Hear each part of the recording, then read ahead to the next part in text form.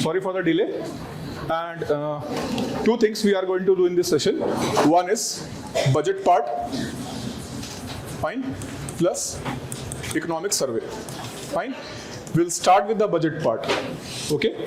Then from budget, we'll switch to the economic survey. Remember that the data in the budget and survey data, fine. So the data which is being mentioned in the budget and survey, majority of the data is not for you, it is for those who analyzes the economy, fine.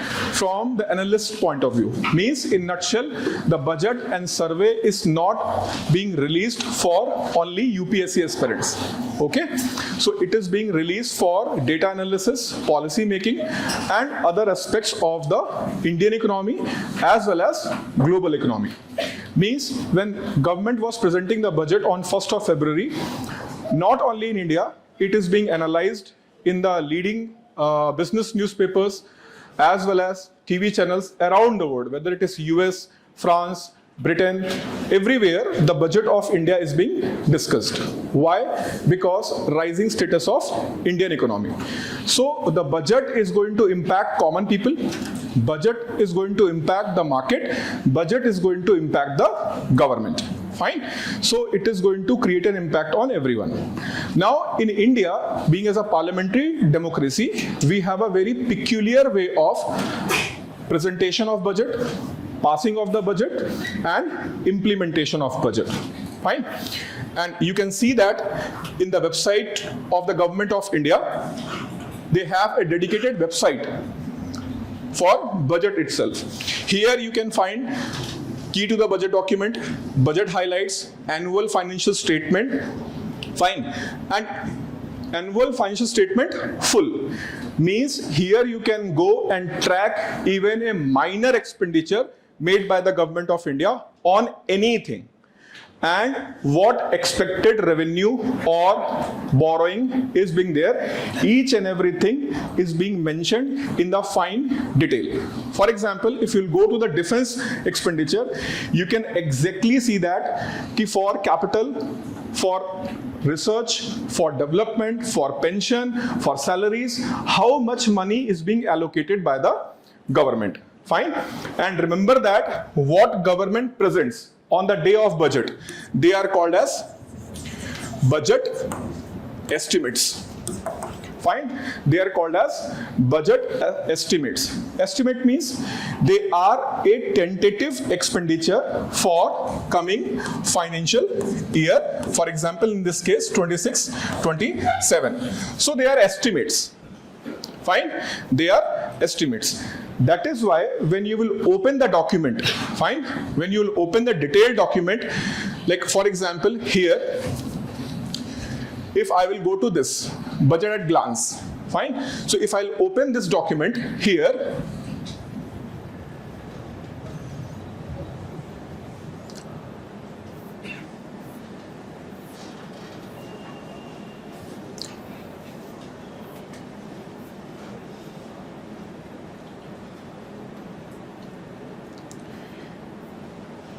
here you can see that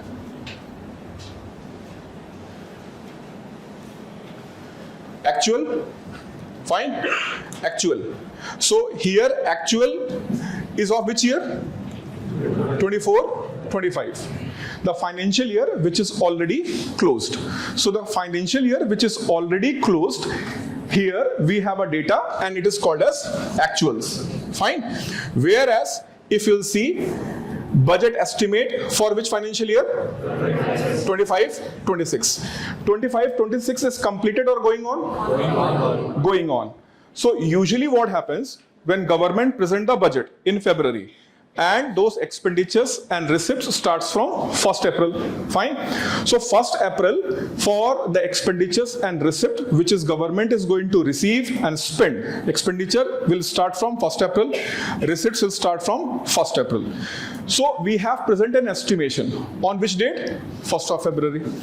So when government have given an estimation, this amount we are going to spend, this amount we are going to receive from which date? 1st April. Estimate you have given on what date? 1st of February.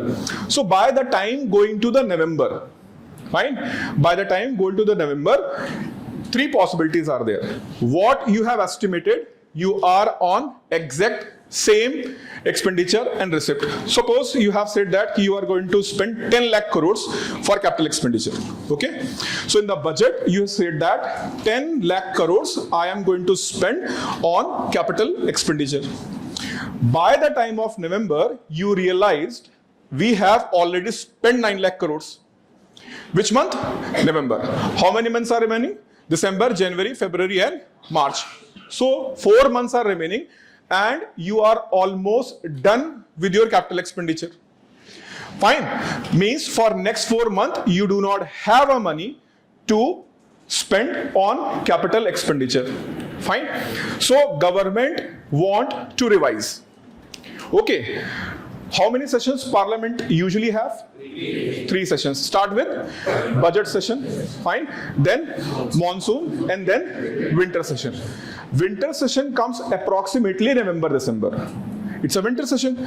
So in the winter session, government will come with revised estimates. Government will come with the revised estimates. And when they are going to present the new budget, that will called as budget estimate. So when government will present a budget estimate,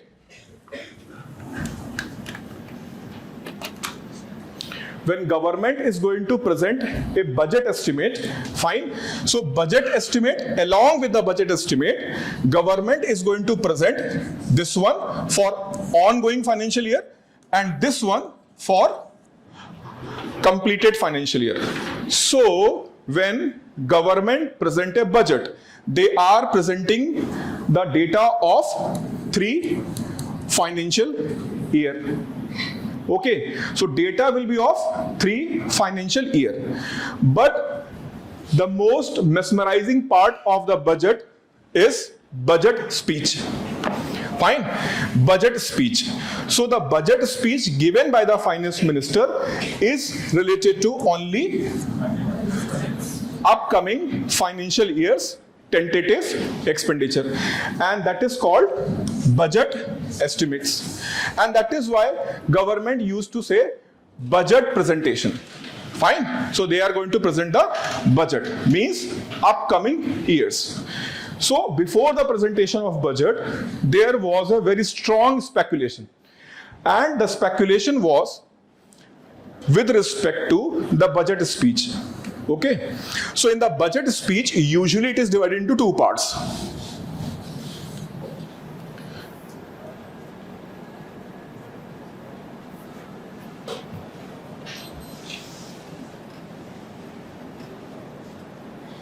So budget speech is basically divided into 2 parts, part A and part B.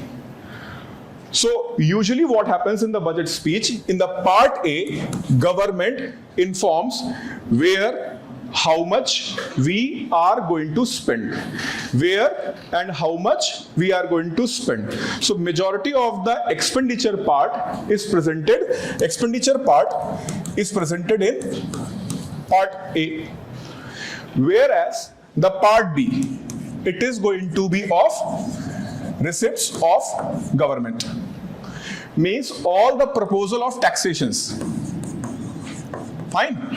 All the proposals of taxation is going to be in part B. But there was an speculation this time. Fine. There was an speculation this time that while presenting the budget, government is going to present both parts in part A, and in part B, government is going to present a roadmap for Viksit Bharat plan. Fine.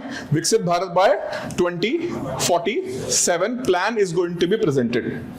But the speech, usually it will go for 1 hour, 1.5 hours. But this time speech went for 1.5 hours almost, but it is presented in the same format where it is being presented in past 75 years. So media was speculating that this time maybe tradition is going to be broken. When government is going to present a budget, part A will be going to be complete one, means expenditure as well as receipt, whereas part B there will be roadmap.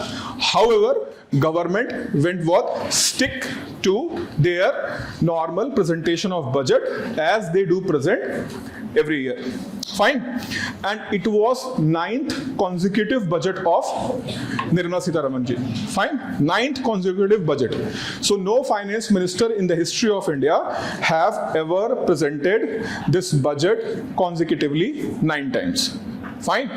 First finance minister, and of course Nari Shakti. Fine. So Nari Shakti, first finance minister, first lady finance minister to present consecutive, though Morarji Desai have more numbers, fine, but he do not have a consecutive. He have presented 6 consecutive budget, but she have presented back to back 9 budgets, fine.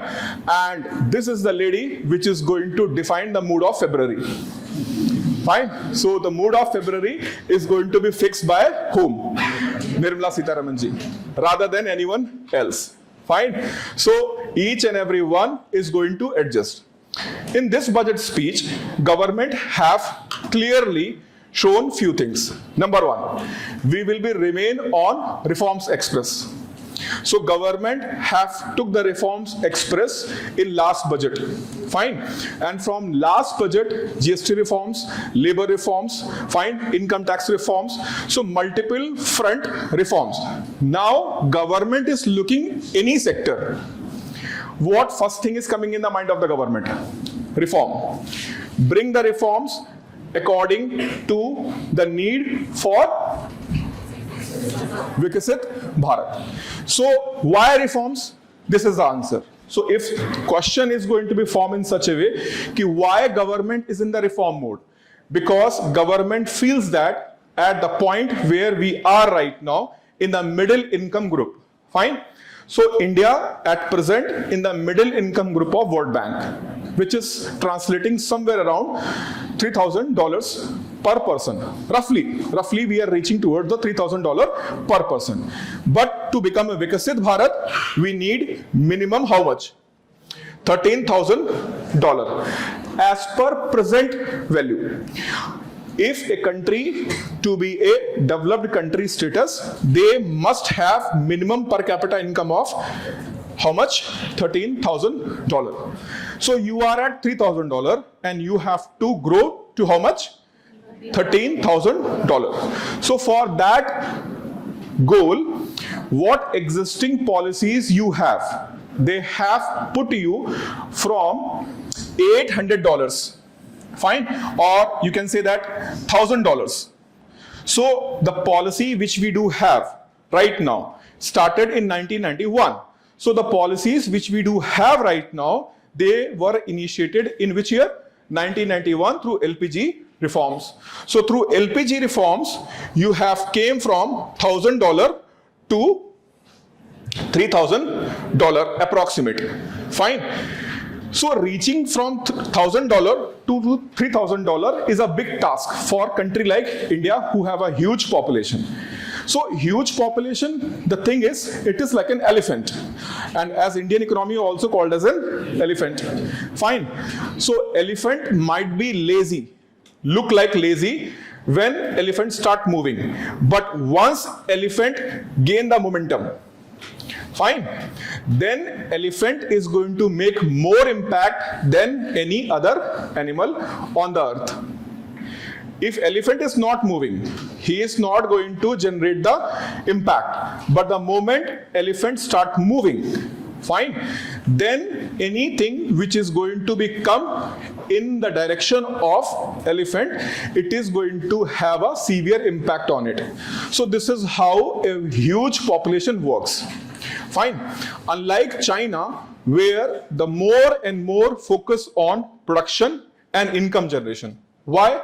Because Chinese economy is driven by government only. So each and everything is planned, executed as per government will and wish. India as a democratic country, here our consumption means what we are consuming, that is not strictly guided by who? Government. So in comparison to China, India's consumption is quietly different. Here public can decide what to consume, what not to consume. So this is why world look more positively towards India, because India have both capacity to produce as well as consume.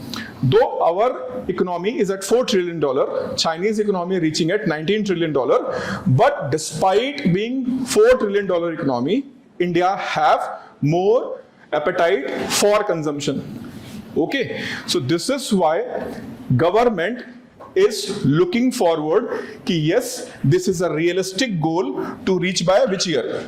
2047, subject to reforms in the way how we are looking our agriculture sector, our industries and our services sector. Apart from that, the regulatory reforms means where government agencies like SEBI, RBI and financial institutions, they work, their role need to be reformed. And that is why government specifically mentioned yesterday. Finance Minister, she have mentioned specifically, we are going to form a committee for comprehensive financial sector reforms in this financial year. I can relate this, why this announcement is very important.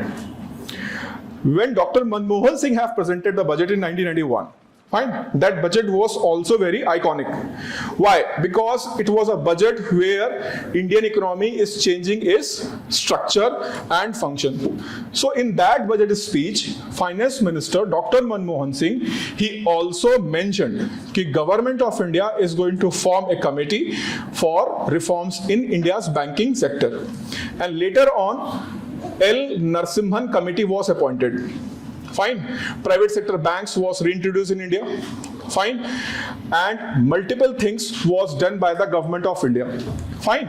And there was a big bang reforms in the India's financial sector. This happened after the recommendation of L. Narasimhan committee. Similarly, government have made that announcement that they are going to appoint a committee for reforms in financial sector.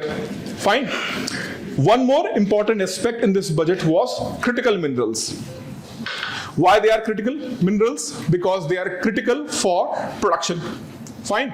And their criticality is any high-end technology need a processing power. And the power of processing comes with semiconductors. Fine. Semiconductors.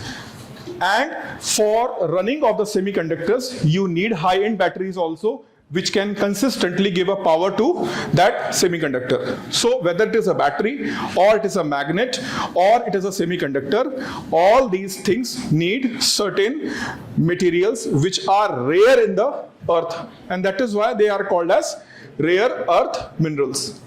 But here you have to understand, all rare earth materials are critical minerals, but all critical minerals are not rare earth. So it is rare earth. Fine. And they come under which? Critical minerals. So government have focused on the critical minerals, and they have mentioned 4 states. Odisha, Andhra Pradesh, Tamil Nadu, Kerala. Why Kerala specifically? Fine. Because Kerala is highly rich in the sand that is having thorium. Fine. So thorium is also part of the critical mineral. So government have decided to decrease its dependency on which country? China. And China, why China? Because China just not having the huge amount of critical minerals deposit. They have world's largest deposit. That's fine. That is not more important. More important is mineral extraction and its processing. That is monopolized by the China. Fine. So extraction is one thing.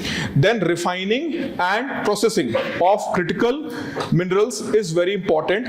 Not only India, around the world, this is the main concern.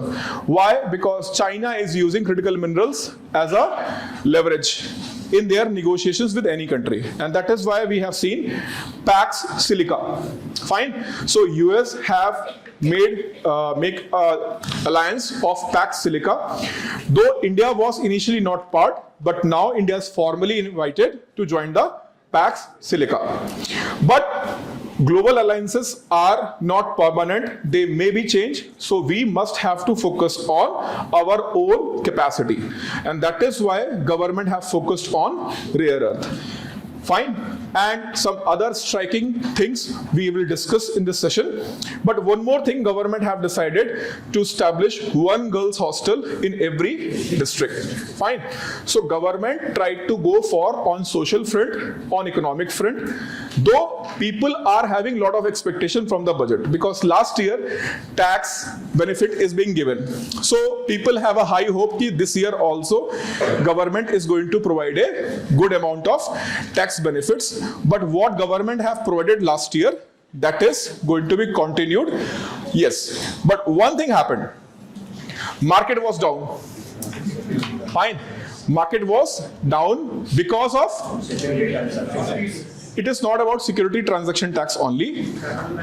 Basically there will be additional tax on future and option. So future and option, all traders got very angry. Fine. They got angry, but their anger is only to make profits only. Fine. So market behaves in a different manner. Market is always not going to, even if government is going to present a very good budget for public. For example, government said that income tax will be remain. We are further going to decrease the income tax. We are going to increase government spending for social sector. Fine. Even then, market will fall. Why? Because government is going to increase social spending. And for increased social spending, government need more money. Taxes revenue are going to decrease. So if tax revenue is going to decrease and expenditure is going to increase, so in order to fulfill that expenditure, government need to borrow more. Economy have limited money. Economy have limited money. More money is borrowed by the government, then less money for private sector. Less money for private sector, then the interest rates on borrowing will fall or increase? Increase. Fine.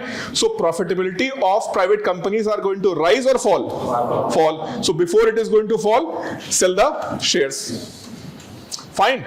So market's behavior depends upon what they feel that. Fine. Their profit, their loss. And they are wolf of Wall Street, like that. So they look their profit, whereas a government budget is for public. Fine. And in public, investors are also there, but not only investor. Fine. So government budget is good or bad should not be judged by the aspect of market's behavior. Understood?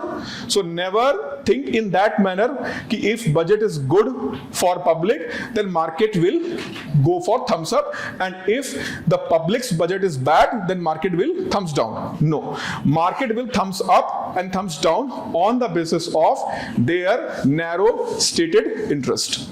And this is what happened yesterday. Government was going very well. Fine. From the moment the speech was started, I was consistently watching both speech, market. Fine. So the moment she said that we are going to focus on healthcare sector, Apollo Pharmacy, share increased by 2%. Fine. Share increased by 2%. But by the time she ended, she explained that our focus will be only on those diseases which are life-threatening diseases. Fine. Cancer and for limited one. Automatically share went down for 4%. In the budget speech itself, first increase by 4%, 2%, then decrease by 4%. So, health sector investors, they are looking at whether it is being beneficial for entire health sector or only specific one. Once they analyze it is for a specific one, they have went for thumbs down for the shares of those pharmacy companies. Okay, so when we analyze it is good or bad, there is nothing good or nothing bad. It is always relative. Fine. So this is the verdict for the budget. It is a good budget with respect to government's commitment for better India. But all the commitment depends upon the governance. So you are making tall claims, but if you are not able to translate in the form of governance, then it is not going to give the desired output which you have visioned in your budget. Okay, so the promises made by the government for the better India, for 2047 developed India, Viksit Bharat India, fine. So from that perspective, budget is a good, but it depends upon how government is going to implement it. Understood? Fine. Now, the process of budget presentation, as I said that there is a budget speech in the parliament. But apart from the budget speech, there are several other documents is presented in the budget session. Please write about that.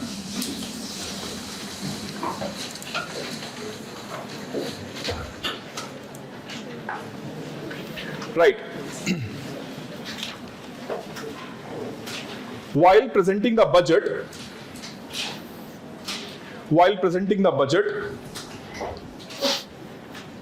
these list of document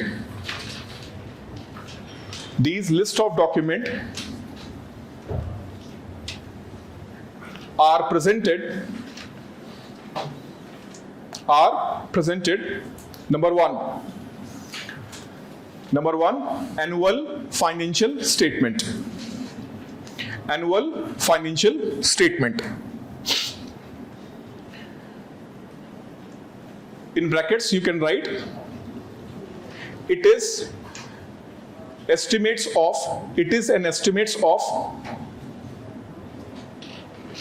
coming financial year. It is an estimates of coming financial year. Number 2, demand for grants. Demand for grants. It shows those expenditures of Government of India.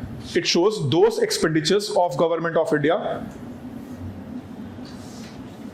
which will be not only presented but also discussed and put for vote.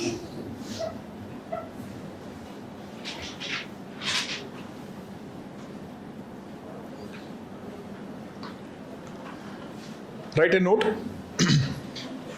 Write a note. Expenditure of government.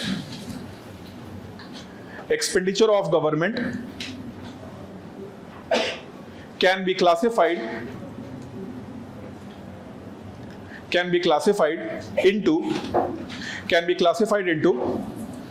expenditure charged upon consolidated fund, expenditure charged upon consolidated fund, in brackets,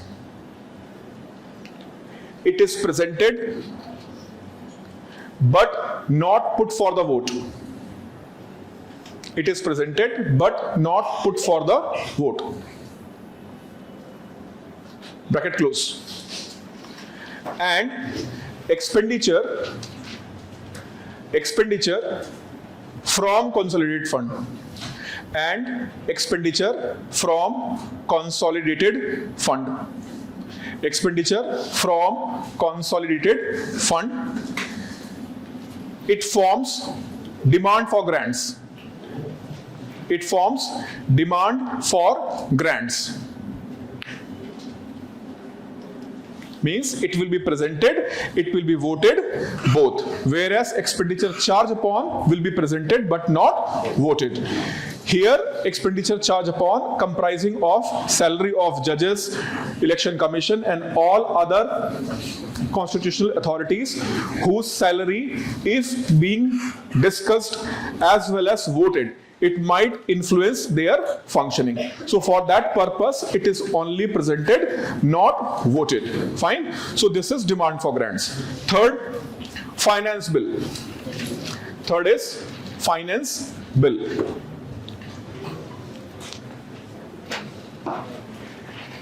Finance bill, right, in that finance bill shows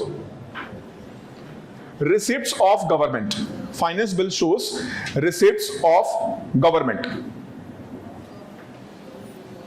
including taxes. Including taxes. Means all tax proposals.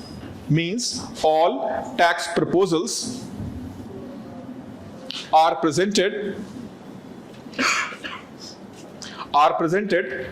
under finance bill.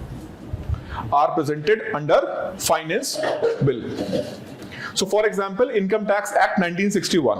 Okay. So like we have a GST Act. So similarly for all direct taxes of Government of India. So all the direct taxes of the Government of India. Fine. If we'll go in the direct taxes context. So there is a Income Tax Act 1961. So under the Income Tax Act 1961, majority of the taxes which are direct taxes, they are under which tax? Income Tax Act 1961. So whatever the proposal is being presented by government yesterday, fine, yesterday, all these proposals are going to be under Income Tax Act 1961. So government is going to present an amendment bill. Amendment bill to which act? Income Tax Act 1961 Amendment Bill year 2026. Fine. So year 2026, suppose that some tax rate is on A. Fine. A is a tax and the tax rate is 5% as of right now, but government want to it 4%. So what government will do? Government is going to present an amendment in Income Tax Act 1961, amendment year 2026, and they will make a change. And this amendment in the Income Tax Act 1961 will be the part of finance bill. So there is a finance bill, and in the finance bill they have presented a amendment to Income Tax Act for the purpose of changing of the tax rate. Why? Because no tax can be implemented in India without an authority of law. So till then law is not going to be made in India. Fine. It is not being allowed to government to impose a tax. So government can impose any tax in India only by taking an approval of law making authority, that is in this case is Parliament. Understood? So this is about finance bill. Right, next. How many you have written? 3. Fine. Fourth one. Fiscal policy statement. Fiscal policy statement mandated. Fiscal policy statement mandated under FRBM Act. Mandated under FRBM Act. FRBM stand for Fiscal Responsibility and Budgetary Management Act 2003. Fine. Fiscal Responsibility and Budgetary Management Act 2003. Fine. FRBM Act, and it will be presented into 2 separate statements. And it will be presented into 2 separate statements. Number 1, macroeconomic framework statement. Macro, M-A-C-R-O, macroeconomic framework statement. Second, medium term. Second is medium term fiscal policy. Medium term fiscal policy come CUM, come fiscal policy strategy statement. Medium term fiscal policy, come fiscal policy strategy statement. Fine. So these are the two things. Before moving ahead, let's understand about this in brief. Macroeconomic, when we say macroeconomic, so what are the major constituents of macroeconomic system? So inflation in the country, fine. GDP growth rate, tax to GDP ratio, fine. Any other? Capital expenditure, fiscal deficit, very good. So fiscal deficit, fine. So fiscal deficit, GDP growth rate, tax receipts, inflation, fine. And overall, how Indian economy is going to increase its influence in the global level means our foreign trade. So foreign trade, inflation, GDP growth rate, tax to GDP ratio, fiscal deficit. So these are the macro indicator of any economy. Okay, so government have to present a statement. What statement? Macroeconomic framework statement.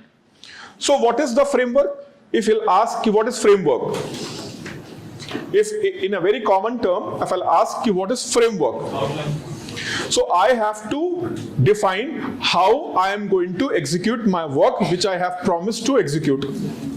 So if I have said that I am going to do this work, so how you are going to do this work? Let us know. No, I will do, then you will come to know. No. First, let us know how you are going to execute your work. Let me provide the way. So that is why it is called a framework. So what is your plan for next few years? Fine. Now, the second statement, if you'll see, medium term fiscal policy, come fiscal strategy. Fine. Fiscal policy strategy. So, fiscal policy, primarily, it means how government is going to manage their expenditure. How government is going to manage their expenditure. So, here word is used as manage. Why?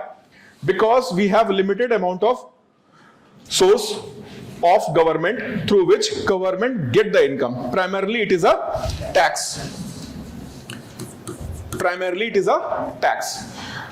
But what government receive through the sources of tax and through the sources of non-tax, they are not enough for fulfilling government's expenditure.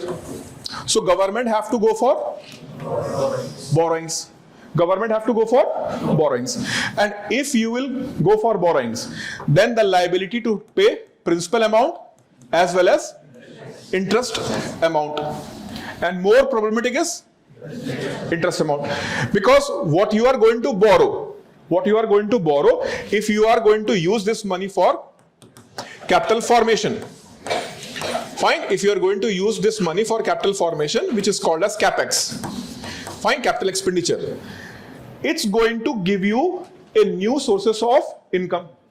Why? Because you are creating capital. But still the burden of interest payment. So it is not going for any value addition. So if government is borrowing 100 rupees at the interest rate of 6%. So if 100 rupees is spent for capital formation, fine, later on it will give the income. But the interest rate which we have paid, it is not going to do any value addition for us. So borrowing might be helpful for creation of capital.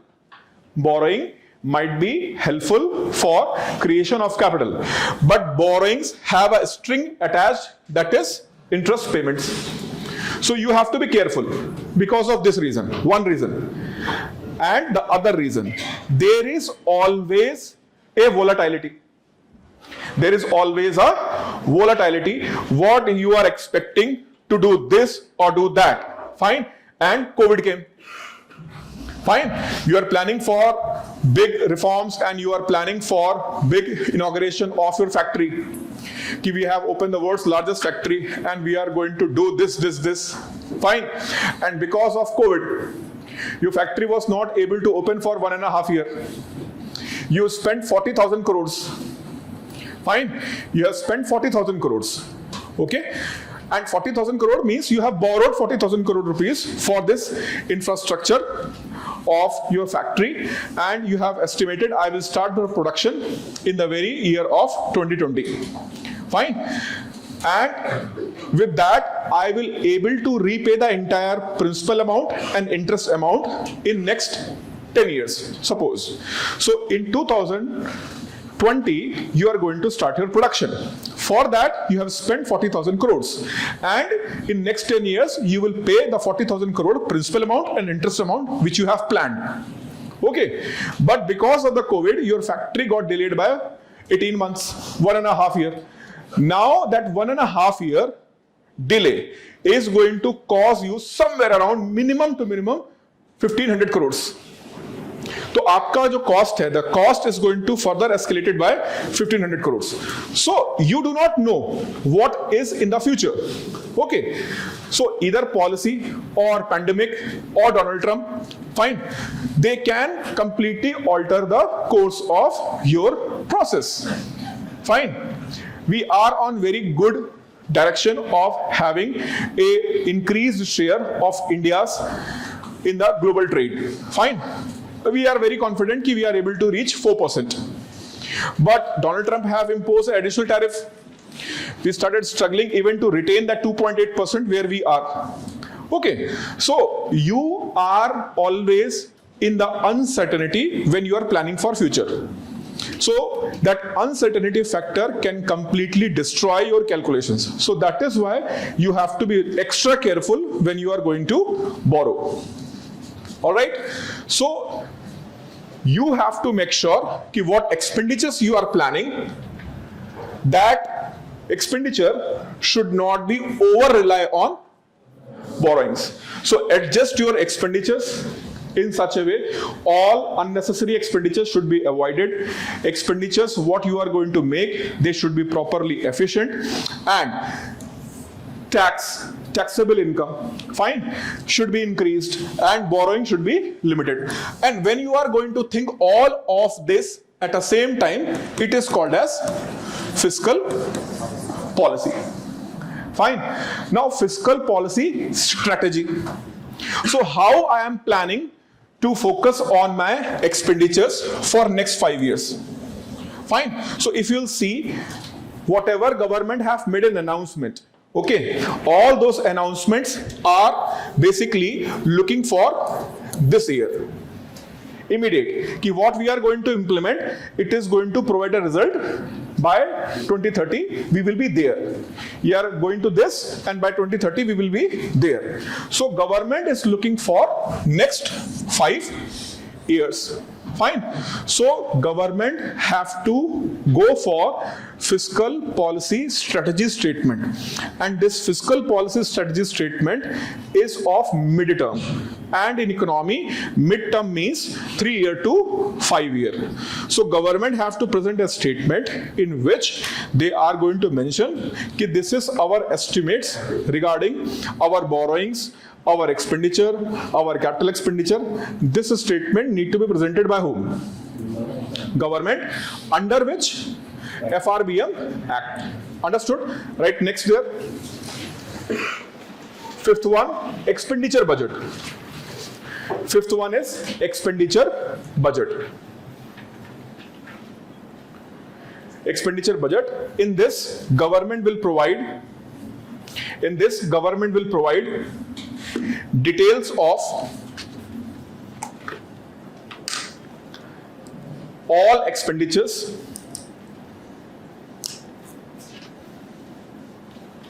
for upcoming financial year.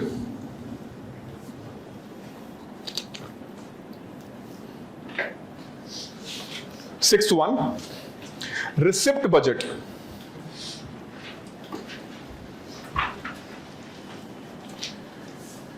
Receipt budget.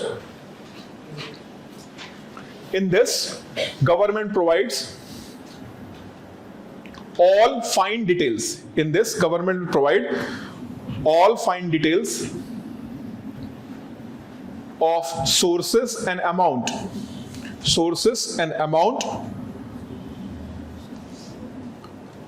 of receipts in the budget.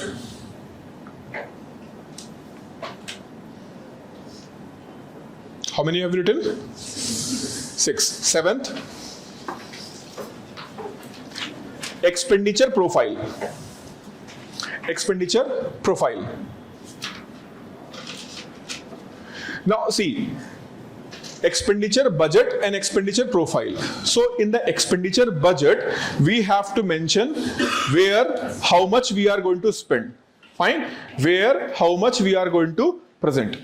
But when it is about expenditure profile, how much you have spent in the financial year which is already closed, how much you are spending in the ongoing financial year. And regarding ongoing financial year, again, government have presented the budget on 1st February 2025. Fine? For which financial year? 2025-2026. And that was budget estimate of that time. Yes or no? Which were revised in which month? November 2025 revised. So you have to present both. 24-25 actual estimate, 25-26 what you have presented and what you have revised. Fine? Then the estimate of upcoming financial year. So here profiling, what profiling means? Profiling means you have to present a detailed data for what, where and how much. For what, where and how much, all these fine details you have to mention in the statement when it is about profiling. Now if you'll observe, we have expenditure budget, receipt budget, then expenditure profile. Fine. Receipts profile is not being demanded by the government. Fine. So like we have mentioned now, expenditure budget, receipt budget, then expenditure profiling. Fine. After that, there is no requirement for the government to provide receipts profiling. Only expenditures profiling. Why? Because expenditures need to be spent in the more proper manner. Why? Because sometimes in order to win the election, okay, government will go for over and unnecessary expenditure. Fine. Whereas if you will go for over an extra receipt from the public by increasing the tax, you need not to ask the government to remove me from the power. Public will automatically remove you.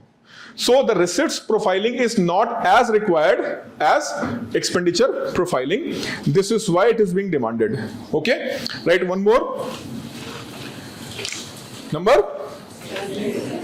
7 or 8? Next is? 8. Number 8, budget at a glance. Budget at a glance. Here, budget at a glance, here government provides budget at a glance. Here government provides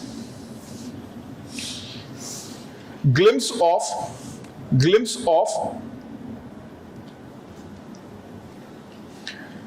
their estimated receipts and expenditure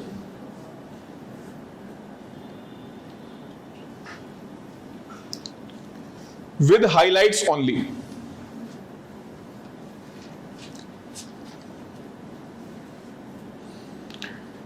So you have to present a detail, but at the same time you have to present a micro details also, means major highlights, micro details, both is required. Right, one more. Memorandum explaining the provisions in the finance bill.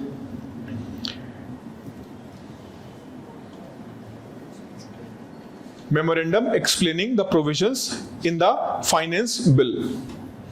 So in the finance bill, as I said, that it is a source of receipts for the government of India, taxes, borrowings, all these things you are going to get from which bill? Finance bill. Why you want borrowing? Fine. How much this amount of borrowing is required? What you will do with this borrowing?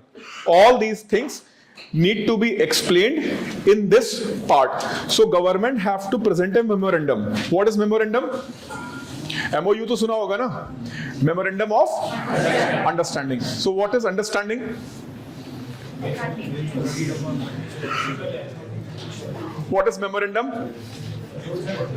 Huh? Terms and conditions. That is understanding. Rules and regulations. Mutual agreement. So call it mutual agreement. Why you are called memorandum of understanding? They can call be a mutual agreement. Agreement means you have committed. Fine. Memorandum of understanding means, in the very simple way, I and you are on same page. Fine. You want selection, I want your selection. Fine. You want your selection, I also want your selection. So we are on same page.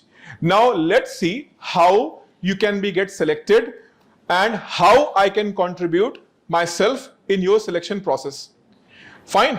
So now let's define the rules ki how you are going to work and how I am going to provide my assistance. So in this regard, we are going to discuss on this matter. So once we will say that I and you are on the same page, we want the same thing to achieve and we have a common goals, and let's finalize it, how to achieve it. So the moment I will say that let's finalize how to achieve it, it will be called as memorandum of understanding. Fine. So this is called memorandum of understanding, MOU. So usually what happened, like recently when Russian President Putin came to India, so a lot of memorandum of understanding is being signed. This field, that field, that field, this field, and each and every one is joining ki India and Russia is going to have a huge impact on trade and commerce. Bhai, पिछले 10 साल से sign हो रहा है. Every year, every second year, Russian president is going to visit India before Russia-Ukraine war. And every second year, Indian Prime Minister is visiting Russia. And this system is running for past 16 years. And that past 16 years, in one area, fertilizer cooperation, India and Russia have signed memorandum of understanding for 7 times. Same cheese pe. Haan, karenge. Okay. We'll do that. So that memorandum of understanding does only means that ki we are easy boy, easy. Fine. बल का प्रयोग मत करो, बुद्धि का प्रयोग करो. Fine. ये बात नहीं आएगा. What happened? तुमने चेरी तोड़ दिया. The power of butter and milk. हाँ भाई, मुझे एक सेशन लेने दो, डिस्टर्ब नहीं करो. फाइन. कोई मंगवा इसके लिए लोहे की चेयर. तुम चेयर कैसे तोड़ सकते हो? हैं?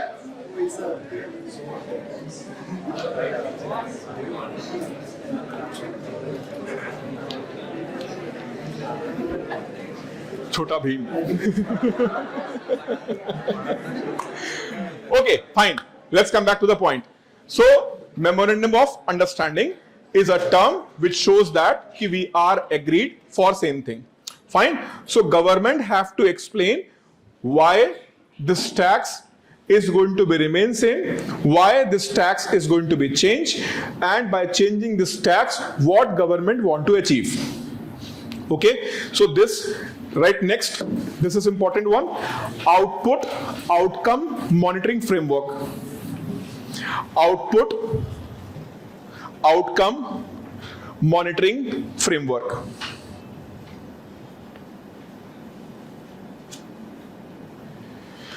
So when we fix a target, fine, this is our target and we want to achieve. So whether we have achieved that target or not, number one. When we are going to announce that this is our goal or this is our target. Second thing is, let's implement those things to achieve those targets. So we have fixed the target, we started working on that target, and after given point of time, we will check whether we have achieved the target or not, number one. So either yes or no. So we have achieved the target, we have performed very well. Fine. If we have not achieved the target, why we got failed? What is lacking? Let's analyze this. Now, from the budget point of view, what usually happens? As I said that in the budget, all these things are final or estimates. Estimates. So estimates are going to rise or estimates are going to fall. Fine. So usually what happens? government only make an announcement every year, but government do not look back. Fine, we said that we will try to have a fiscal deficit of 4.6%. Fine. So next year it was asked to the government, have you achieved? We are working on it. Acha. Why? When you will provide the data? We will provide the data when the financial year will be completed. So next year, okay, now data is completed? Yes. So show me the data of 2024-25. You said that 4.6. Have you achieved? We are at 4.8. Acha, you are at 4.8, and what you have said that 4.6. Why? Earlier there was no why. Fine. Earlier there was no why because it is already closed. Fine. So like you try to leave after having a dinner in the party. Fine. So you are waiting at what time we have to reach. So you reach there. Fine. Dinner started, and after the dinner, your first target is to shake the hand with the couple and ran back to the original position. Fine. Target is achieved, na? Target is achieved. So this is what government have an approach earlier. So I have made an announcement for 2024-25. We will try to achieve the fiscal deficit target of 4.6%. Fine. When the question was asked in the same year in November, government said that we are working on it. When the data is closed, data is at 4.8. Fine. So you miss the target by 0.2%. What are the reasons and how you are going to make sure that in future you are not going to miss such goals? Output and outcome.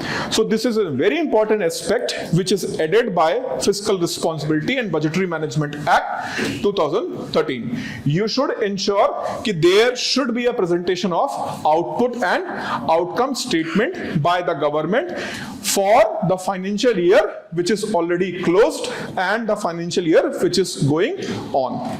So you have to present both, like which financial is completed, which financial is the financial year is going on, output and outcome. Understood? Right, next.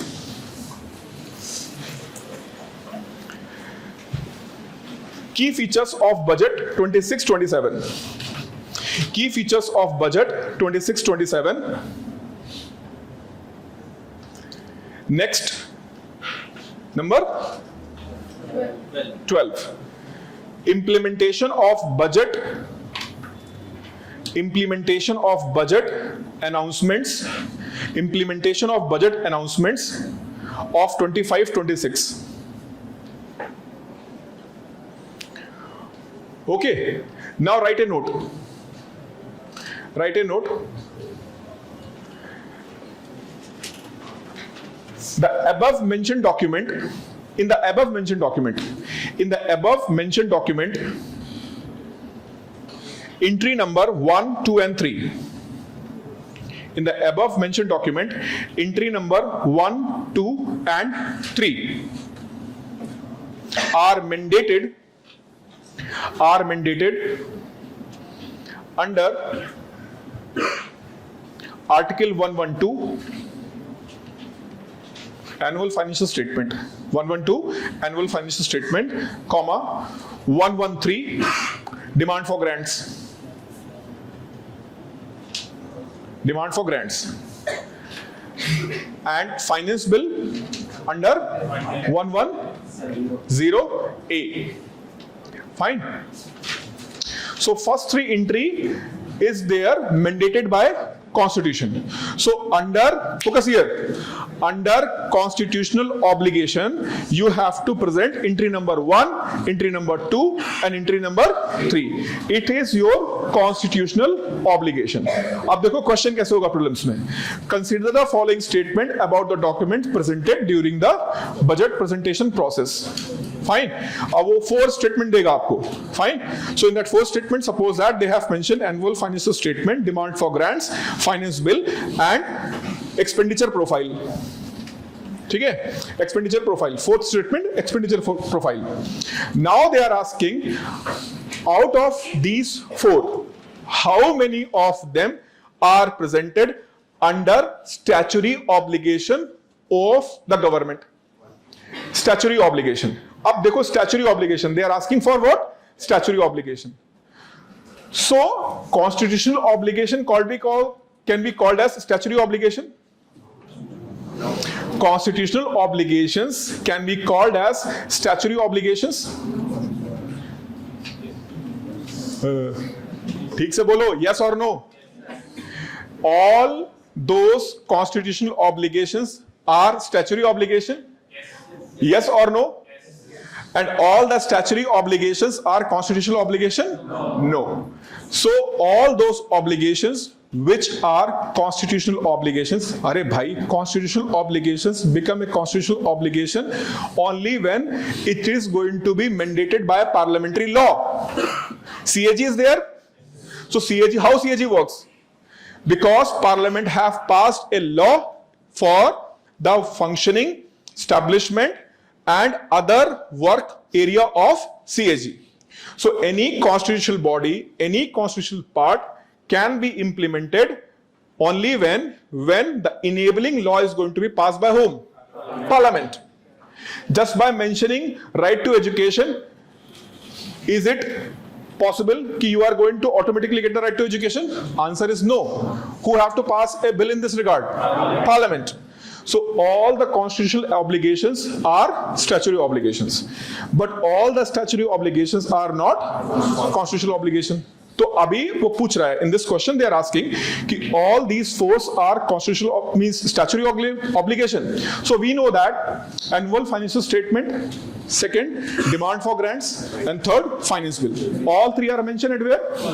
Constitution. So if all three are mentioned in the Constitution and the bill and law is being passed by the Parliament in this regard, so automatically they come under the category of. Doubt is for fourth one. That is expenditure profile. Fine. So let's clear that out right there.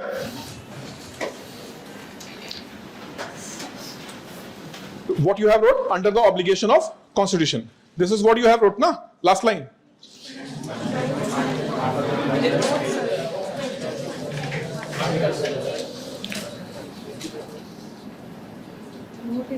Okay. In the note, write further Article 110A 110A of Constitution of India respectively, of Constitution of India respectively, comma, while the document number 4, document number 4 क्या था? What was the 4 number? Fiscal policy statement mandated under FRBM, 2 part. Fine. While the document number 4 is under obligation of FRBM Act. Is under obligation of FRBM Act.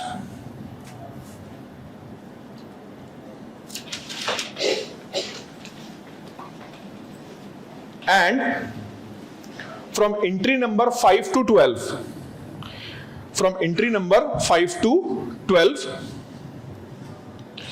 are explanatory in the nature,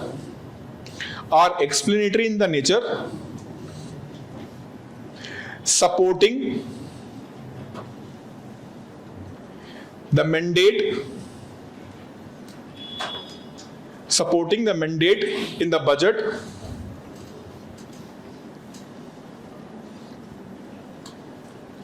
but not obligatory in the nature.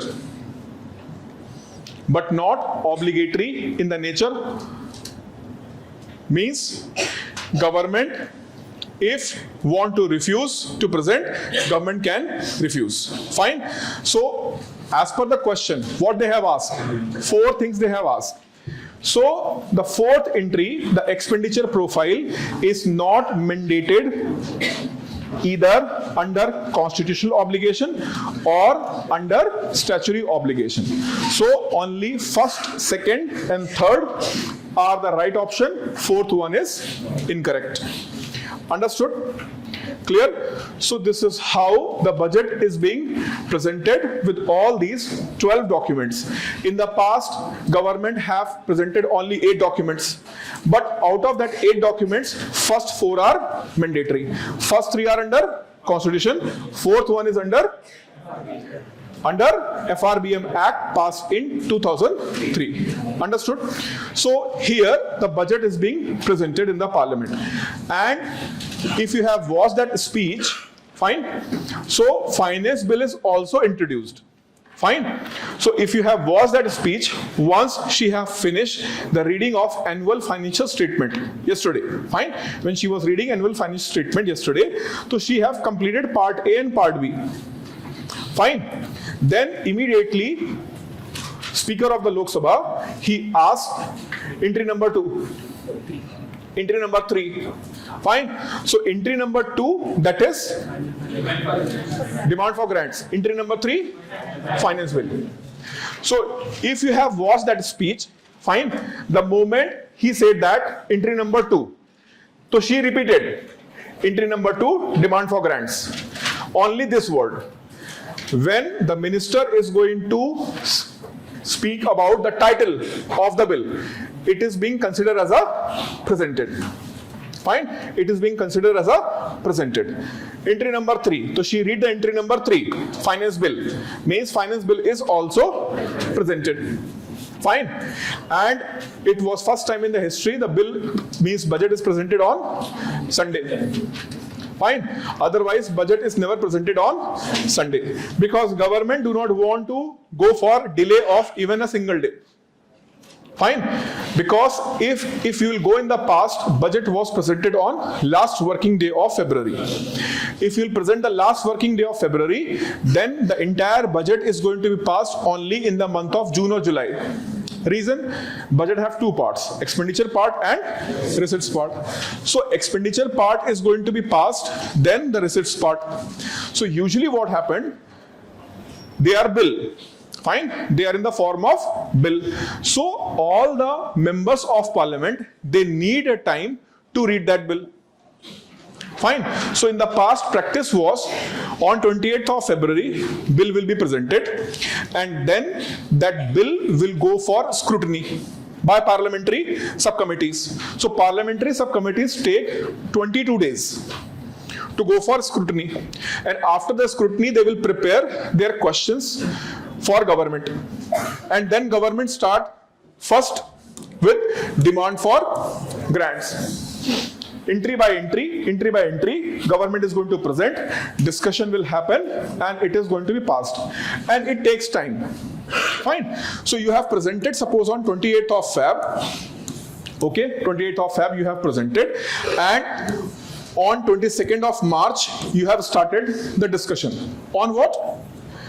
Demand for grants. And entire budget is going to be passed by June or July. Fine. Means first you will pass the demand for grants, then you will present the finance bill. And the income proposal or the receipt proposal of the government is in demand for grants or finance bill. The receipts proposal. The receipts proposal are in finance bill. Means the borrowing proposals are in finance bill. Means you cannot borrow till then July. You cannot borrow till then July. So if you are planning to borrow 18 lakh crores, if government is planning to borrow 18 lakh crores, so roughly how much government is borrowing every month? 1.5 lakh crores. Every month government is going to borrow how much? 1.5 lakh crores. But because your budget is not being passed till then July of which financial year? 26, 27. So no borrowings in April, May, June and July. First 4 months, no borrowings. Technically every month borrowing should be of how much? So by the end of July, government have to borrow how much? 6 lakh crores. But government have borrowed no money. So for initial 4 months, money market where the money is being borrowed by the government and private sector. So for 4 months, no borrowing by the government. So excess money is there, interest rates are low. And the moment the budget is going to be passed from August onwards, heavy borrowing will start by whom? Government. Why? Because government have passed the budget in month of July. From August onwards means they have to finish all the borrowings. By which month? Financial year is of what date? 25, 26. So financial year is going to close 31st March. So by which month government have to close the borrowings? अरे मार्च में क्यों करेंगे भाई? If you have to, why you are borrowing? To fulfill certain expenditure. So if you are going to borrow itself in the month of March, then how you will fulfill that expenditure? So you have to finish your borrowings and start spending that money. So government have to finish all the borrowings by maximum by Jan or mid-Feb. So imagine that 18 lakh crore rupees which should be borrowed by the government from April to January, February. Fine? January, February. What government have did? April, May, June, July. First 4 months they have not borrowed. So technically you are borrowing how much? 18 lakh crores for a financial year which is having total 12 months. But your borrowings are typically going for how many months? 8 to 10 months. 10 months up, imagine kar lo. From when? From April to Jan or Feb. Fine. But you are borrowing from which month? August. August, September, October, November, December, January. So the borrowing which should happen in 10 months, you are going to borrow in how many months? That's 6 months. So in that 6 months, when the companies need money from the market, there will be very tight situation for them. Interest rates are relatively high. Corporate profits are relatively low. So this is what economists have suggested to the government of India. You have to push back your presentation of the budget and wind up the entire budget process by 31st March. So this is why government have rolled back the presentation of budget from 28th of February to 1st of February. Fine. So 1st of February. So अभी देखो क्या हो रहा है. Even today Parliament was in action. So right now they are discussing about motion of thanks to President. President है भाई, ठीक है? Once in a year she will come. Fine. तो thank you बोलना तो बनता है. Fine. So motion of thanks discussion is going on. कि President have said this thing, President should not say this. Who will say that? Opposition. Government will say that no. Whatever President said that, everything is right and correct. Why? Because speech is prepared by whom? Government itself. Fine. So this debate is going on. But side by side, committees are also started functioning. Parliament will be in the recess for 10 to 12 days. Fine. Enjoy the Valentine Day and come back on 15th of February. Fine. And from the 15th of February, they will start discussing about demand for grants. By the first week of March, they will wind up all the discussions on demand for grants, all the money which want by the government approved. Fine. Then they will start discussion on finance bill. Fine. And this finance bill anyhow will be passed by the Lok Sabha by which date? Maximum by 15th or 16th of March. Maximum. Why? After that, it will send to whom? Rajya Sabha. In the name of money bill. Fine. So Rajya Sabha have how many days for the money bill? 14 days. 14 days. So that means if it is sent on 16th, and sometimes government rushed, literally rushed. Fine. Bhagam bhag. Fine. So you are running to make sure that the bill which is passed by the Lok Sabha on 16th of March, it should be get entry in the Rajya Sabha on the same date. So if at 5 p.m. you have registered that bill is reached where? Rajya Sabha. So it is like Swiggy's delivery came, fine, he delivered and he said that, sir, OTP. OTP. So sometimes OTP will, nah. So if you will share the OTP, that means delivery is confirmed. So literally this thing happened. Lok Sabha Secretariat is going to ensure the money bill, which is a finance bill in the form of money bill, it is received by Rajya Sabha on maximum by what date? 16th of March. So if Rajya Sabha have received 16th of March, Rajya Sabha have how many days? 14 days. Maximum 14 days. So by which date it should be passed? 30th or 31st? 30. And if you have sent on what date? 17th. Then automatically it will be passed by which date? 31st March. So it was 2018 or 2019. Fine. Not exactly I'm able to recall. But it was 31st March. Fine. So on the 31st March, Rajya Sabha automatically passed which bill? Money bill, that is finance bill. And the moment it is being passed, fine, all the senior ministers along with the prime minister, they run towards where? President house. कि भाई आज की date में क्या करा लो? Sign करा लो. Just have an assent of whom? President. But president's assent is not enough. You have to publish in the Gazette of India. So by 31st March, it is going to be get an assent by the president and it will be published in the Gazette of India. Means government borrowings are unlocked from which date? 1st April itself. And this was a reason why they have rolled back the budget presentation date. This is the reason. Fine. So government have to be in the rush, but it is definitely going to help whom? Private sector. And this is the reason why the elsewhere World Bank and IMF presented a index of ease of doing business. Fine. And with this reform, India jumped 40 place.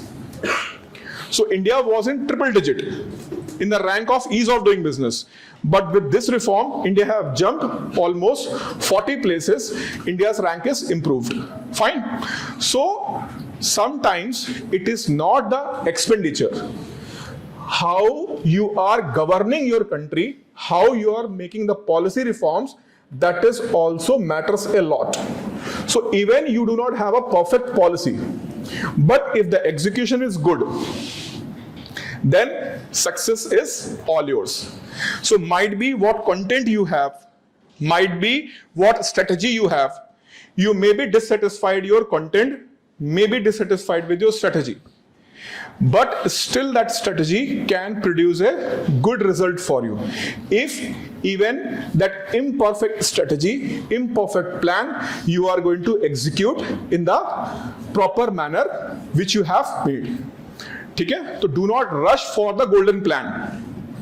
Fine. There is nothing like a golden plan. Fine. The execution is a golden. Fine. So if the execution is good, every plan is good. If execution is bad, even golden plan is going to fail. Fine. So dhyan rakhna. So whatever the strategy, whatever the content you have, make sure you are going to do it properly. Understood? So this is how the budget is being passed. Now I am going to open this year's budgets at a glance. Fine. This year's budget at glance.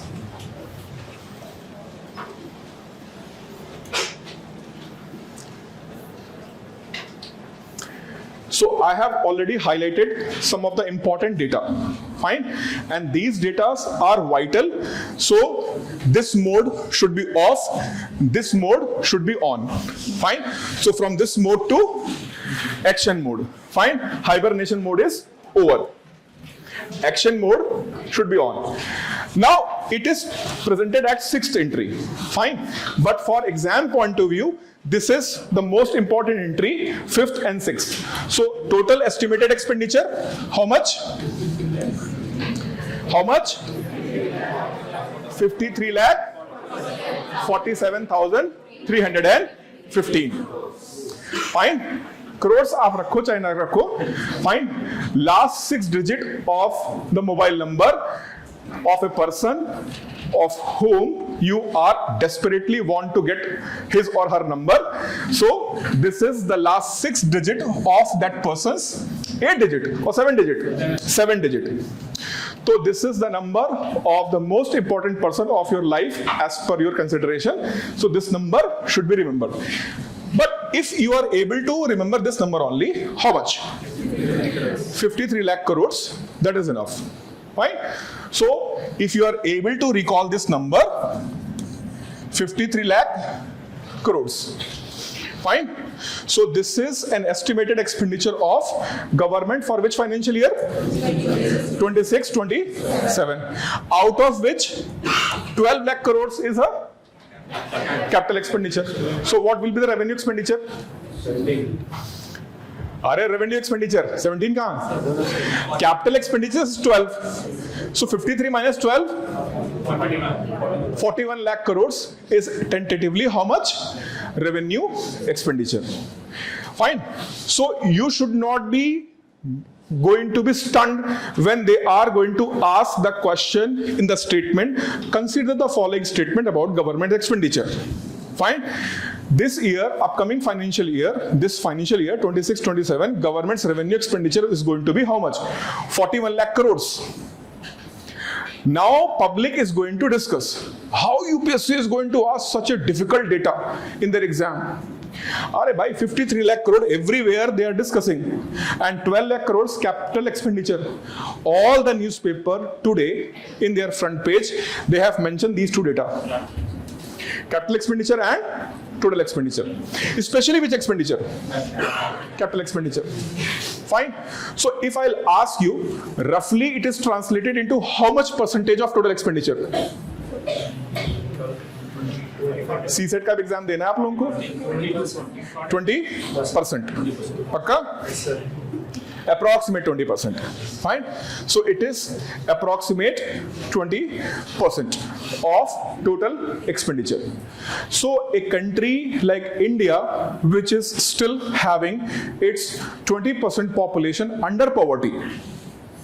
My question to all of you is, a country which is still having its around 20% population under the poverty, to what extent it is right to spend 20% of your total budget on capital expenditure rather than poverty elevation focus? Fine. So all the newspaper are highlighting 12 lakh crores, not because of this purpose also. Fine. Government of India is going to spend huge amount of money on capital formation. This is the reason also. To what extent it is correct for a country who is still having its 20% population under the poverty. Fine. 20% population means how much? 150 crore ka 20% kitna hua? 30 crores. So a country which is having 30 crore people under the poverty, that country have decided to spend 20% of their total budget on the capex. To what extent it is right? It is right to every extent. Fine. Because capital expenditure is going to boost the private investments, and government expenditure is going to generate jobs, and government expenditure is also going to accelerate the economy. And for economy like India, it is important. Why? Because we have a proven track record in our GDP growth rate. For past 7 years, India is still world's fastest growing economy. So this is why it is justified for a country like India to spend 20% of their total expenditure in the form of capex. तो ये जो मैंने 20% approximate बोला ना, इसको भी क्या है, एक्शन मोड में कॉपी पे लिखना है. You have to write this in the copy, approximate 20%. So whatever the analysis I am providing you, that need to be mentioned in your copy. ठीक है? Now they have mentioned effective capital expenditure. They have mentioned effective capital expenditure of how much? Approximate 17 lakh crores. No need to go for last 5 digits. First means first 2 digits of expenditure or data is important, not the third one. So first 2 digits are 1 and 7, that is 17 lakh crores. So now question arises, capital expenditure is 12 lakh crores. How a effective capital expenditure increased by 5 lakh crores?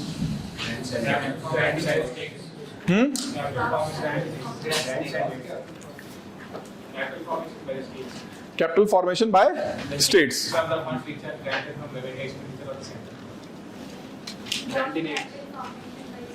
Okay. States are getting grants and aid. So see, those students who do not understand this concept, let's understand in the brief manner.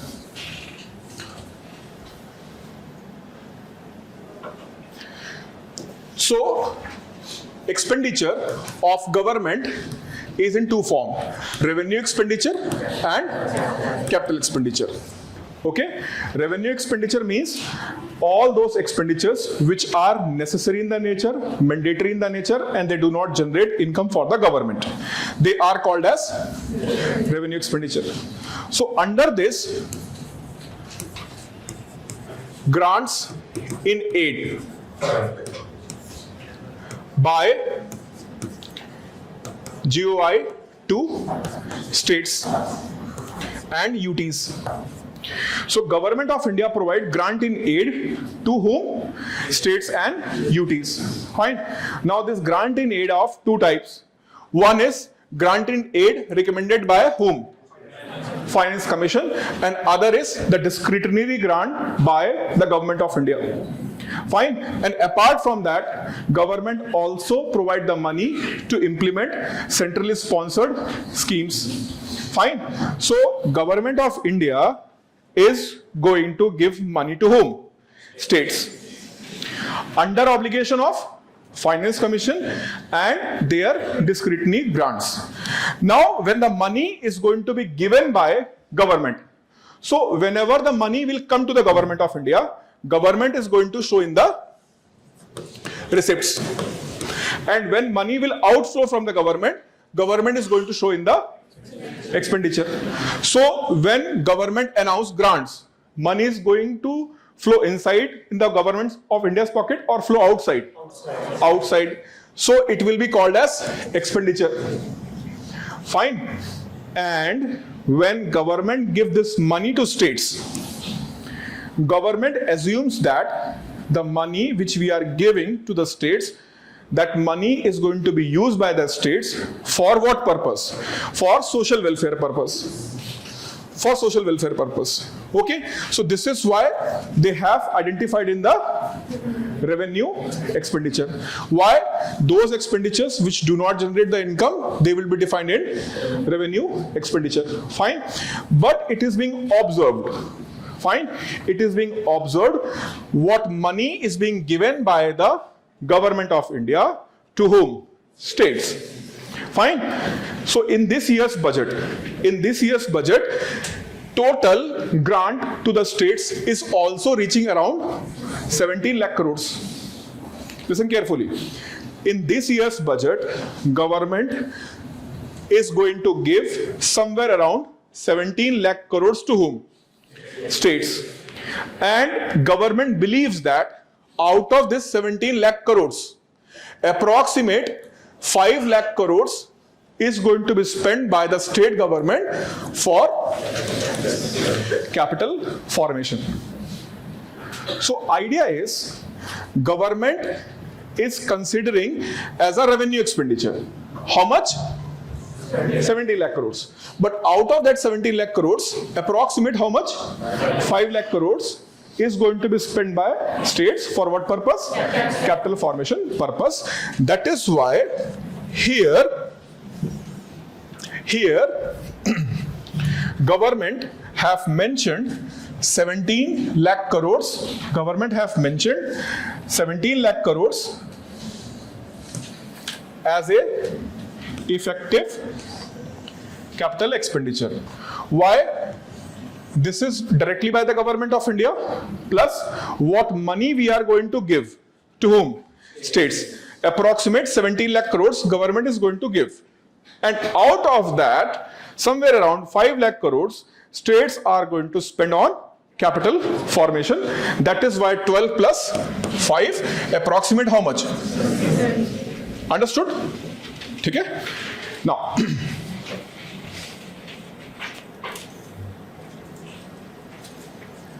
here, revised estimate of 25-26. Data is not important. Just understand these three words, which I have already explained to you.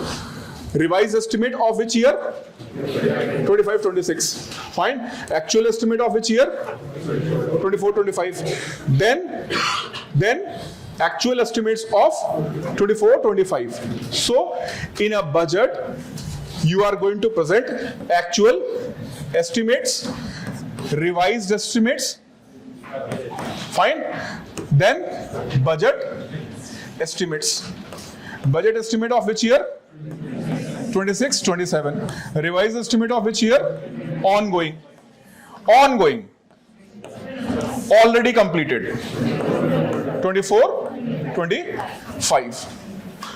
And remember that once the actual states estimates are out by the Ministry of Finance, Government of India, they are being logged and they will go to which institution? It will go to which institution? CAG. Once the actual estimate is out, financial is closed, actual estimate is out, then this money detail will go to whom? CAG. And what CAG will do? CAG will do crom tolling and auditing. Fine. Will they do accounting also? No. Then why there is a accounting department in the CAG? So the part of auditing, accounting is also there. How they do? So first of all, they will see roughly, is there any error or discrepancy in the mentioning of the data? If there is any error or discrepancy, they will revert the data to whom? Concerned department and ministry, and they will ask, correct it. Because we are feeling that these are the mistakes. Fine. So they will be revised. Again, it will come back to whom? CAG. Now CAG will start crom tolling as well as auditing. Technically speaking, crom tolling is never being done by CAG. Only they do what? Auditing. Then who do this crom tolling? Parliament. Through which bill or act? Through which bill or act? You have already mentioned in your notes. Demand for grants. So when you are going to present a demand for grants, government have to pass the test of policy cut, token cut and economy cut. Policy cut, token cut and economy cut. Fine. Goa plan. Fine. So policy cut, token cut and economy cut. Simply, what is economy cut? It means, suppose expenditure which is demanded by the government. Government want 1,000 crores. Government want 1,000 crore for expenditure X. Fine. They are demanding how much? 1,000 crore. Opposition feel that 800 crores are enough. 800 crores are enough. So they will demand economic cut of how much? 200 crores. Fine. Now, token cut. So they will minus only how much? 100 rupees. Why 100 rupees? To just remind you that we are in principle agree you should spend the money of 1,000 crore, but make sure money should not be get wasted. But when opposition decided that this entire 1,000 crore rupees is a waste on that expenditure X, fine, then they will demand to reduce it to how much? 1 rupee. Fine. That is called policy cut. So when government presents their demand for grants, these demand for grants are being discussed and put for the vote under token cut, policy cut and economic cut. So this is how the crom tolling is being done by the whom? By the whom? Parliament itself. Through their standing committee, they will review, they will discuss. So crom tolling is not required by whom? CAG. Understood? Okay? Now.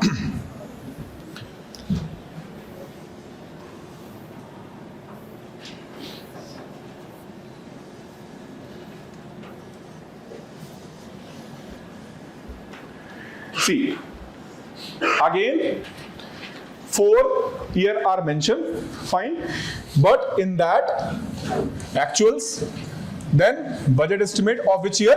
25-26, revised estimate of which year? 25-26, and actual, sorry, budget estimate of upcoming financial year. So here revenue receipts of how much? 35 lakh crores. What is total expenditure? 53 lakh crores. मैं याद करवा के ही जाऊंगा आपको आज, नहीं तो मैं जाऊंगा नहीं आज. Door will be closed. We will stay here till then, midnight session. Fine. So what is an estimated expenditure of government in the budget? 53 lakh crores you are going to spend. Out of that, through revenue receipts, like I just said that total expenditure is of revenue expenditure and capital expenditure. Similarly, total receipts are also part of revenue receipts and capital receipts. Fine. So revenue receipts are how much? How much? 35. And total expenditure is how much? 53 lakh crores. So that means government need how much? How much? 18 lakh crores in terms of borrowing. Fine. 18 lakh crores in terms of borrowing. So see, the idea is, if the expenditure is 53 lakh crore, then total receiving should be how much? Total receiving. If I am committing कि I will spend 53 rupees. So for spending 53 rupees, I should have 53 rupees, either through taxes or through other source. So I should have total of how much? 53. But through taxes, how much I am getting? 35. That means how much for capital receipts? 18. Fine. How much for capital receipts? 18. So can you tell me of total receipts of Government of India? Fine. Of total receipts of Government of India, how much government is going to receive through borrowings? Here the data is mentioned. How much? Almost 17 lakh crores. Fine. क्योंकि 16 के बाद क्या है? 95 है. और वो estimated है. That is an estimate. So government is going to drag itself to how much? 17 lakh crores. So approximate how much? 17 lakh crores. Total expenditure? 53. Through borrowing, how much you are going to spend? 17. So how much percentage of your total expenditure is going to be financed through borrowing? फिर से सुनो.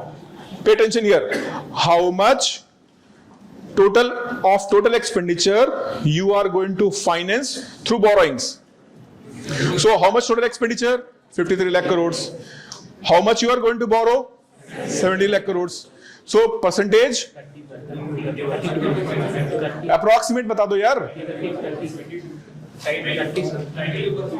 Approximate 32% you are going to finance through borrowings.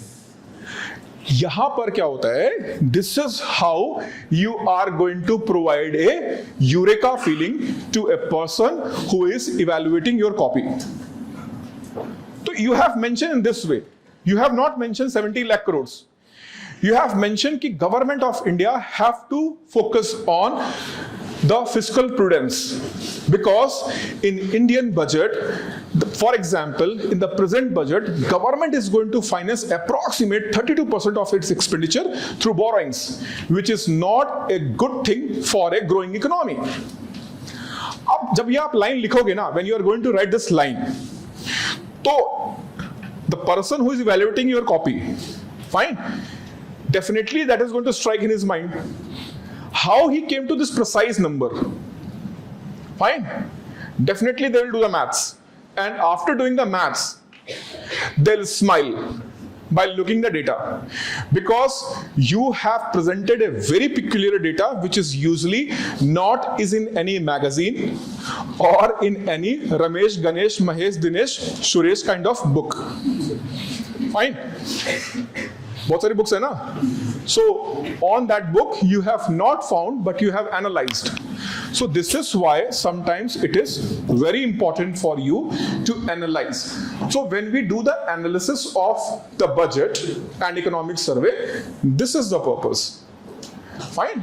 So this is the purpose of doing the analysis of the budget document.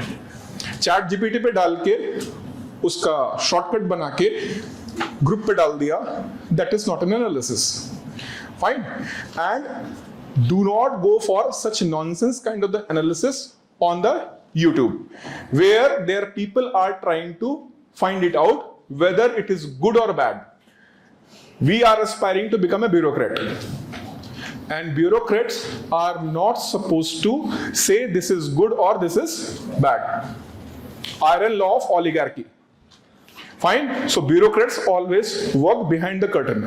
So this is not our job to think in the manner whether the budget was good or budget was bad.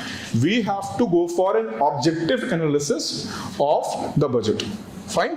तो आप mention कर लेना वहां पर approximate 32% of total spending is going to be financed through borrowings. Is going to be financed through borrowings, right?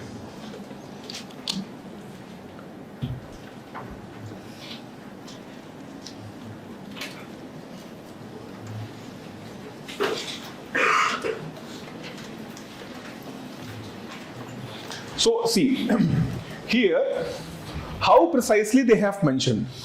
How precisely they have mentioned entry number 1, 2, 3, 4, 5, 6, 7, 8, 9, 10. Fine. And here 11 number entry.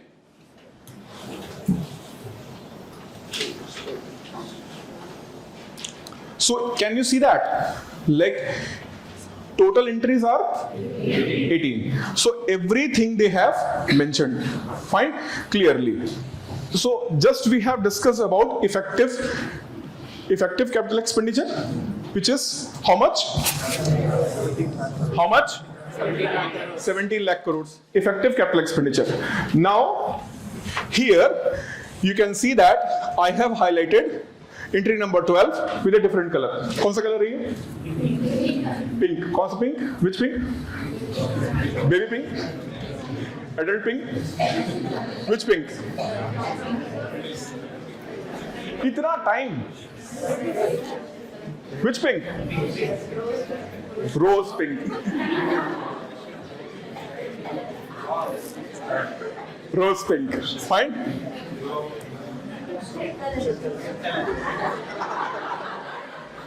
Almost matching.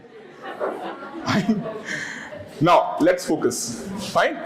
So here I have to explain to you effective capital expenditure. Here they have mentioned entry number 12 and entry number 13. So what is entry number 12? Grants in aid for creation of capital assets. Entry number 13 on capital account. Fine. So in this way, total effective capital expenditure, which is coming around 17 lakh crores. Fine. Whereas now this figure, revenue deficit, effective revenue deficit, fiscal deficit, and primary deficit.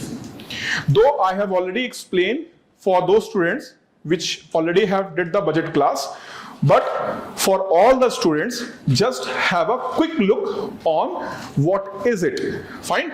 So rather than focusing on this one, let's understand in very brief manner. Fine. So total expenditure, fine, comprising of revenue expenditure, and consider it is at a 20, fine, or 2000. Total expenditure is 2000. Revenue expenditure, suppose that it is 1200, capital expenditure is 800. Now total receipts, they are also 2000. Here revenue receipts and capital receipts. In the revenue receipts, fine, we have value of how much? 1100, and here it is 900, and out of which 700 is through borrowings. Fine. So there is a concept of budget deficit, surplus, or it is going to be equal. Fine, no deficit, no surplus. So in this case, expenditure and receipts are same. So the budget deficit will be how much? 0. So one important development happened in 1991, and that was IMF instruction to Government of India. From now onwards, you are not going to present only budget deficit, because till then 1991, what was the practice? So government do present only budget deficit, and that budget deficit is 0. Why it is 0?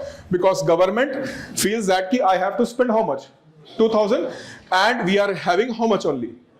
1100, and capital receipts are 200. Let's go for borrowing of how much?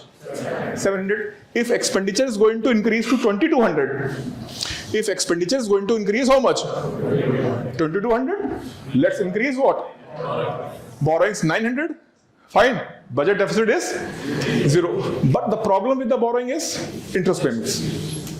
Borrowings, our biggest problem is interest payments. Okay.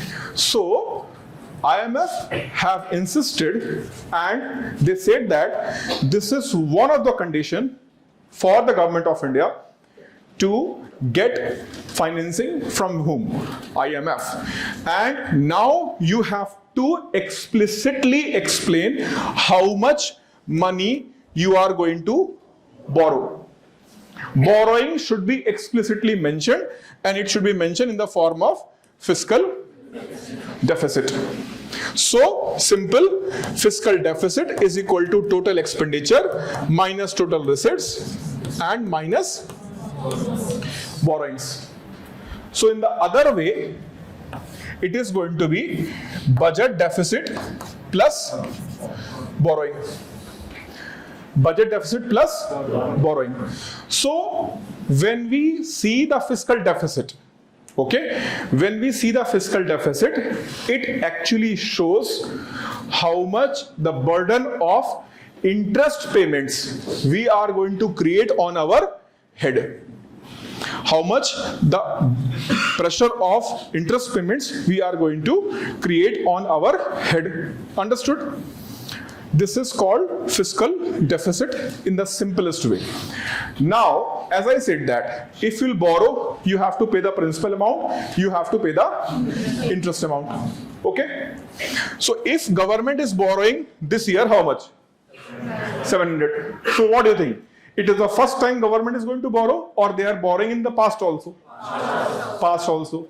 So borrowing, interest payment will be there. The pressure of interest payment is also being there, yes or no? Yes. So the idea is, here when I have mentioned 2000, out of this 2000, 1200 is revenue expenditure, and in this revenue expenditure 200 rupees is on interest payments. 200 rupees on interest payments. Now the question is, government is committing how much they are going to spend? 2000. Now pay attention please, everyone. So financial year 26-27. How much committed by the government? 2000. In which financial year? In financial year 26-27. For what purpose? For spending on social welfare, defense, education, health, infrastructure. Fine. So all these are going to help to grow the economy. In which year? 26-27. How much money? 1800. How much money? 1800. Government is going to spend total how much? 2000. Total is been how much? Total amount is 2000, but actual spending will be how much? 1800. Why? 200 rupees on interest payments. Fine. So if I will say how much we are receiving on our own and how much exactly we are going to spend for this financial year. So what we have to do, total expenditure minus interest payments. Fine. So this is going to show how much, focus on my words, how much we are going to spend for financial year 26-27. But when I say total expenditure, that is how much? 2000. This is showing how much we are going to spend in financial year 26-27. And when I say 1800, it is for 26-27. So this is the expenditure. Now how much we are going to earn?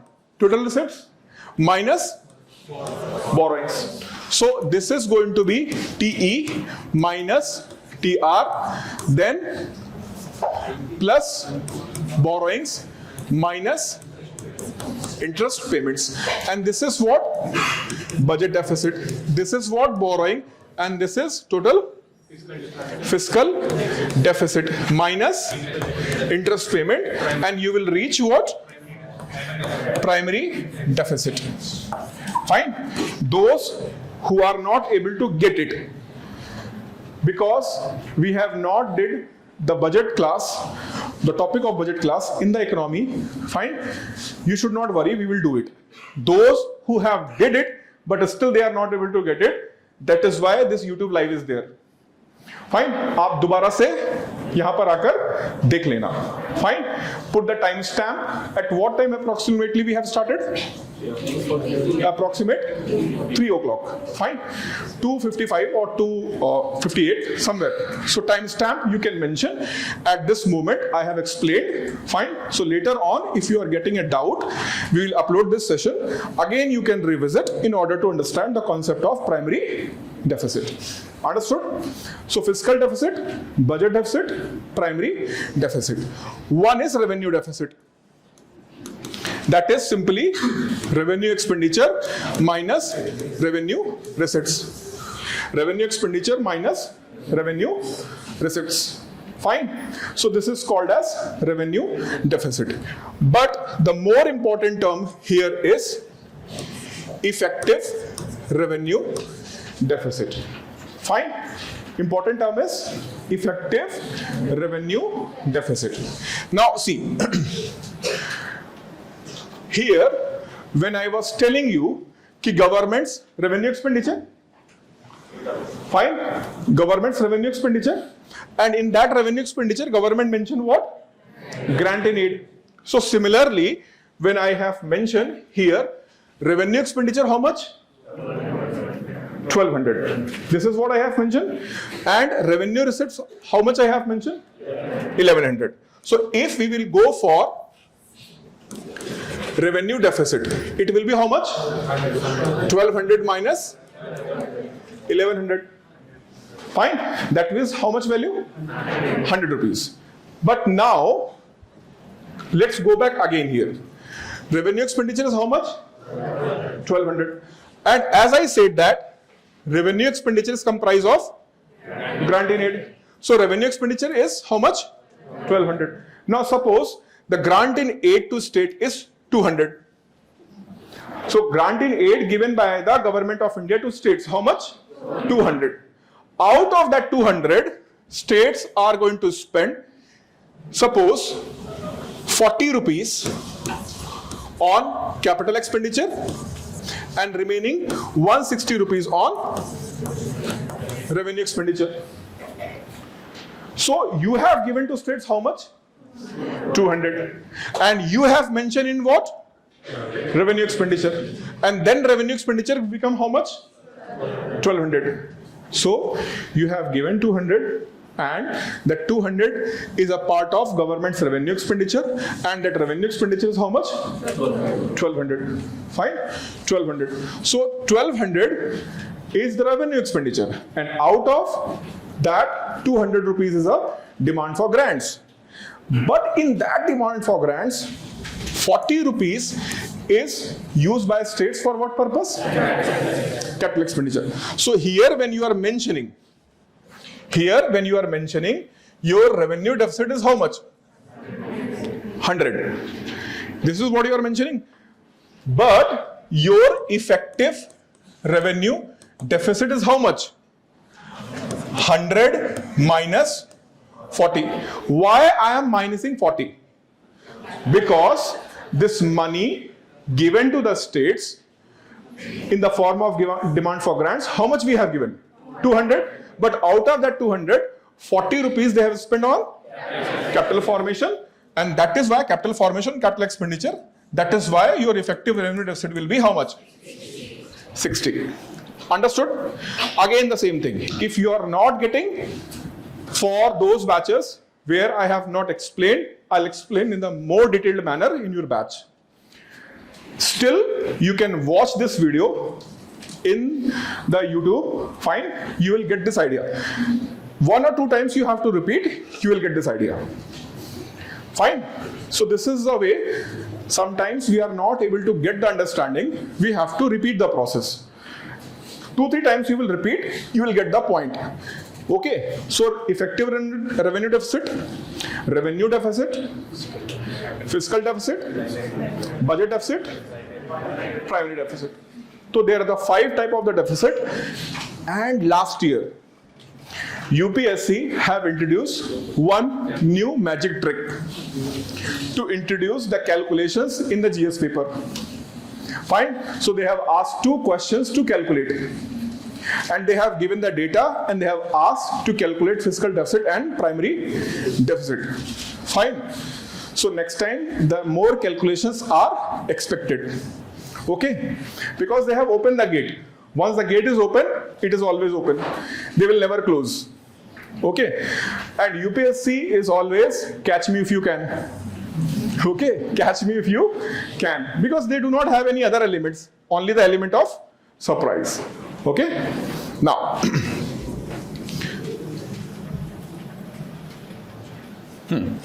so here, can you see that revenue deficit? How much? How much? 5 lakh, approximate 6 lakh crores. And total expenditure is? Total expenditure is 53 lakh crores. And their revenue deficit is getting how much?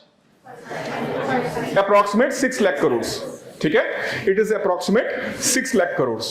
So that approximate 6 lakh crore will be how much percentage of 53 lakh crores? Huh?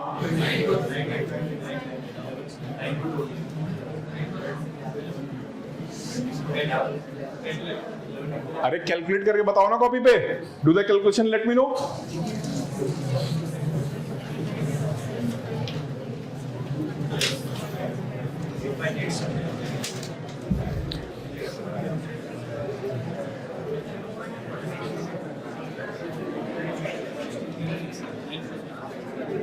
See, I can use this resistor as a weapon to break your head.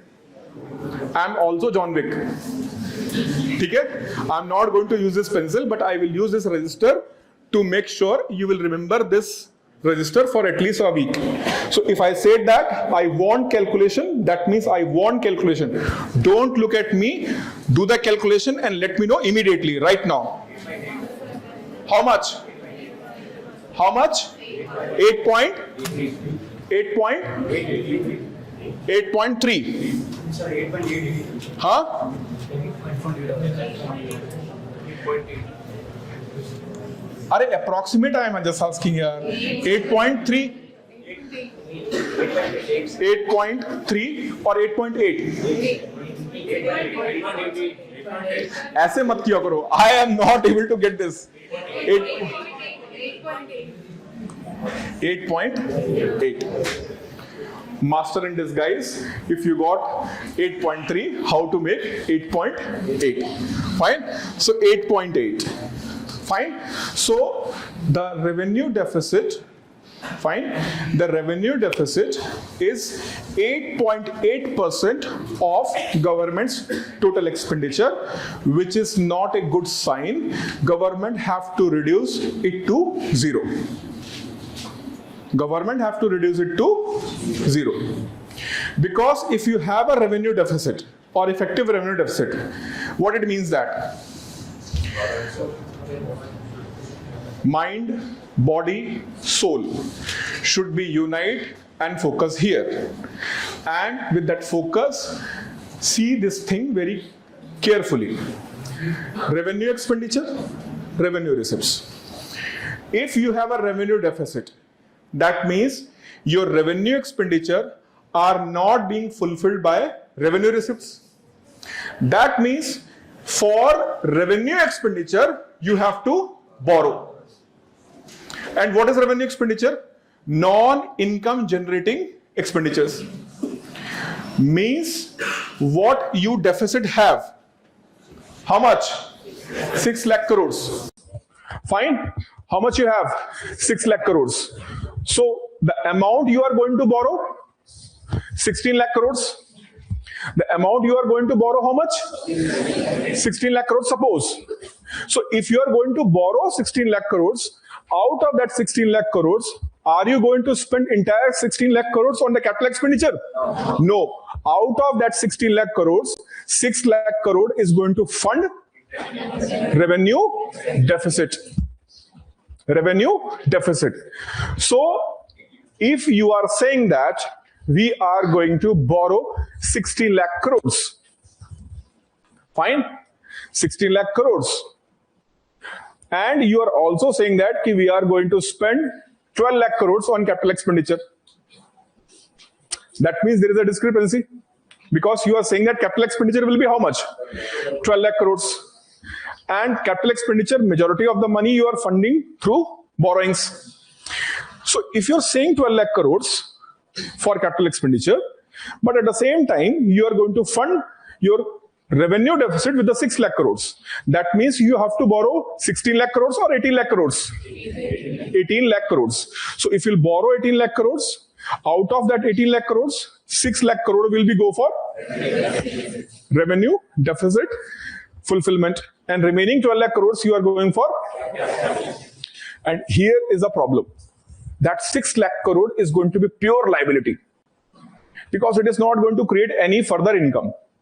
Because revenue expenditure is something like which is not going to generate any income for you. So it should be maximum to maximum 0.3 to 0.5% of your GDP. Of your GDP, but it is reflecting how much? 1.5% of your GDP. So what mention they have mentioned here, 1.5. That is of India's GDP. Fine. And what 6% we have calculated, 8.8% we have calculated, that is of our total expenditure. So if it is 1.5% of India's GDP, what approximately will be India's GDP? 1.5% is equal to 6 lakh crores. 1.5% is approximately how much? 6 lakh crores. 1.5%. So 1% will be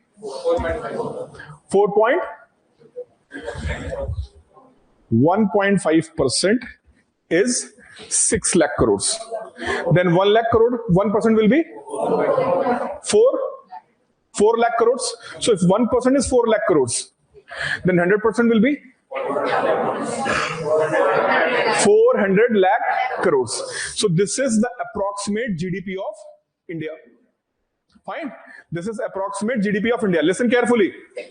It is approximate GDP of India. So if government of India is saying that our fiscal deficit will be 4.6% of the GDP. What is the value of 1% of GDP? 1% of the GDP. 4 lakh crores. And if they are saying 4%, that means fiscal deficit will be 16 lakh crores. If they are saying 4.6%, that is values reaching how much? 18 lakh crores. And this is what they have reflected in the borrowings. Where the borrowing is receiving? Borrowings is going to be fiscal deficit. How much they have mentioned? Approximate 70 lakh crores they have mentioned. So if you are going to calculate 400 lakh crores is India's GDP, 1% will be 4 lakh crores. 4.6%, 4.6 multiplied by 4 कितना आएगा? Approximate 18 lakh crores आएगा ना? So we are almost reaching to our near data or not? So this is what I'm trying to tell you from the beginning. You need not to run for all the data. Total expenditure, deficit, revenue receipts, capital expenditure. Data, if you know this, 53 lakh crores, 12 lakh crores, fine, and borrowings. If you know all these three data, and 1% any of them, what is fiscal deficit of India? 4.6% of the GDP. Calculate the GDP. How to calculate the GDP? In this way. Okay? Why I am too much emphasizing this thing? Because I have seen the numerical in the last question paper. So they have asked the numerical. So in the beginning, when they introduce new thing in the exam, when they introduce a new thing in the exam, they usually ask simple question in the beginning. Coaching institute master that. And then they introduce a difficult question on that. Fine. So they have given a simple numerical data. And they ask, Sabash, calculate karke batao. What is fiscal deficit? Fiscal deficit is equal to budget deficit plus borrowing. Done. Next time they are going to give you insufficient data. And they will ask you to recall the other data in order to find the exact number which need to be subtracted and then get the answer. A question, 2 marks, and you will be in or you will be out. If out, wait for another 15 months. 15 months. Not 12 months. 15 months. And in that 15 months, face the humiliation. Okay? So this is why you should fight for every question like it is a question of your selection. Every question. Either give up at all. Nahi karna mere ko is baar. I'm not going to do. But if I'll do, I'll fight for each and every question. Okay? So have you got the idea why I'm emphasizing too much on these data? Fine. I will share this highlighted file with you. Fine. I'll share this highlighted file with you so that you can have the idea of all important data in your mind. Understood? Now,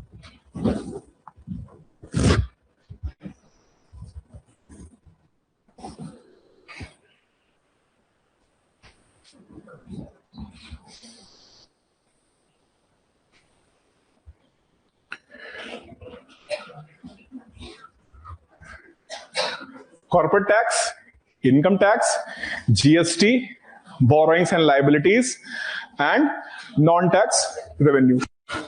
Fine. So the largest source of government receipt, borrowings and other liabilities. Fine. So borrowing and other liabilities are number one source for government income. Second number source, which tax? Income tax.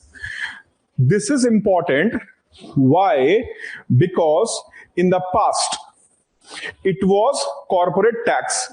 So if you solve the PYQs, you will find that corporate tax was the number one source of taxable income for the government for the long time. But now, who replaced it? Income tax. Condition applied. Star bana hua na? Fine. So here, nahi dikh raha hai?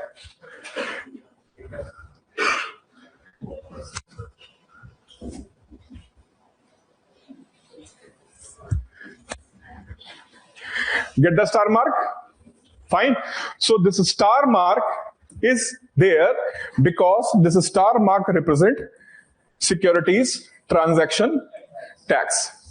STT.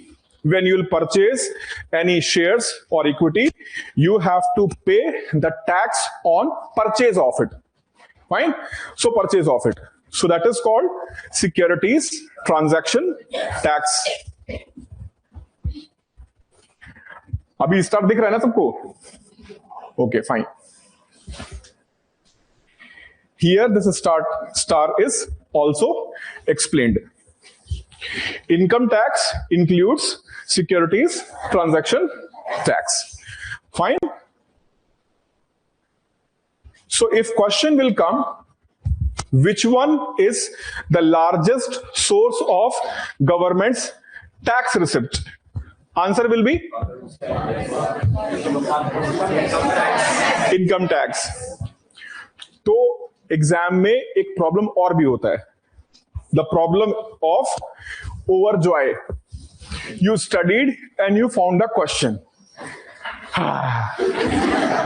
Don't do this nonsense. Sometimes they deliberately put a question there. They know that you are going to overestimate and you are going to make a mistake. Now imagine that where you are supposed to get 2 plus, you are going to get 0.66 minus. इससे बुरा क्या हो सकता है? She has not just rejected you, she said that, भैया. Fine. इससे अच्छा सिर्फ रिजेक्शन ही बेटर था ना. Only rejection was enough. But rejection with Rakhi is being tied, photo is uploaded on the all social media platform. I am with my new brother. So don't do this nonsense. Be careful when you are going to speak or you are going to read the statement.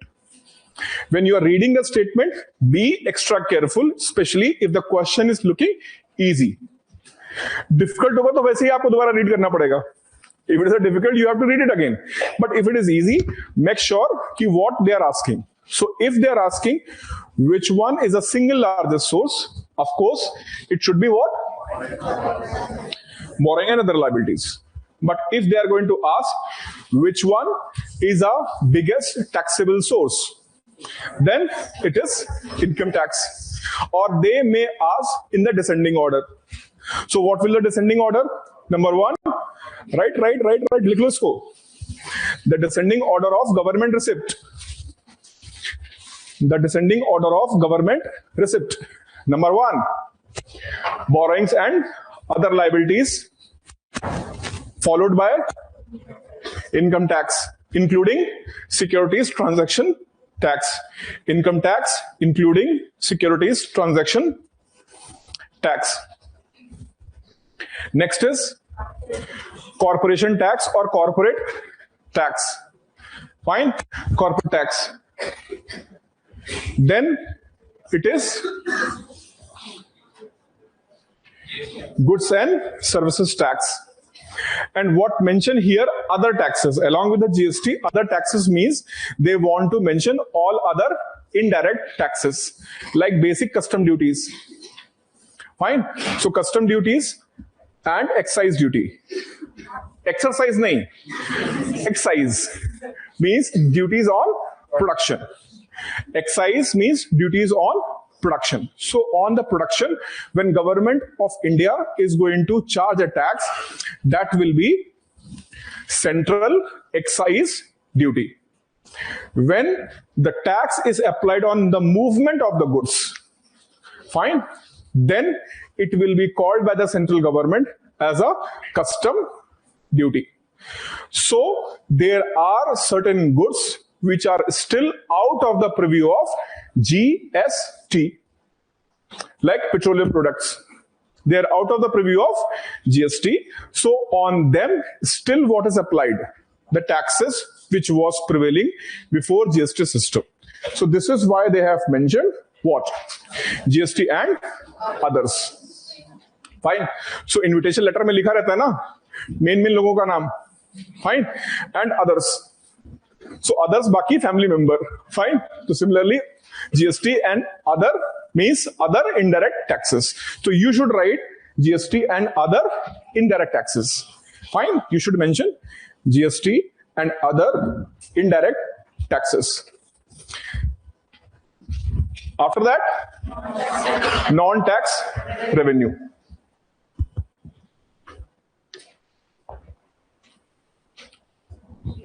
Fine. Now,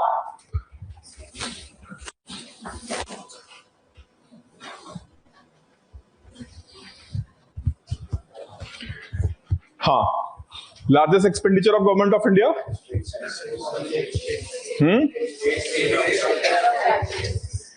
States shares of taxes. Fine. And here, according to whom? 16th Finance Commission, 41%. Earlier it was 41 or 41.5. When Jammu and Kashmir was formed as a union territory? Year 2019. So 2019. Fine. So before that, it was 2%. Before that, during the 14th Finance Commission, it was 42%. Okay? It was 42%. After that, when the Jammu Kashmir became a union territory, government means Finance Commission have reduced it to 41%. So state have asked, why you are reducing? So government said that, bhai, Jammu Kashmir is no more state, it is union territory, that is our responsibility. So that is why we are decreasing it to how much? 41%. Fine. So certain states are saying that it is not enough. Fine.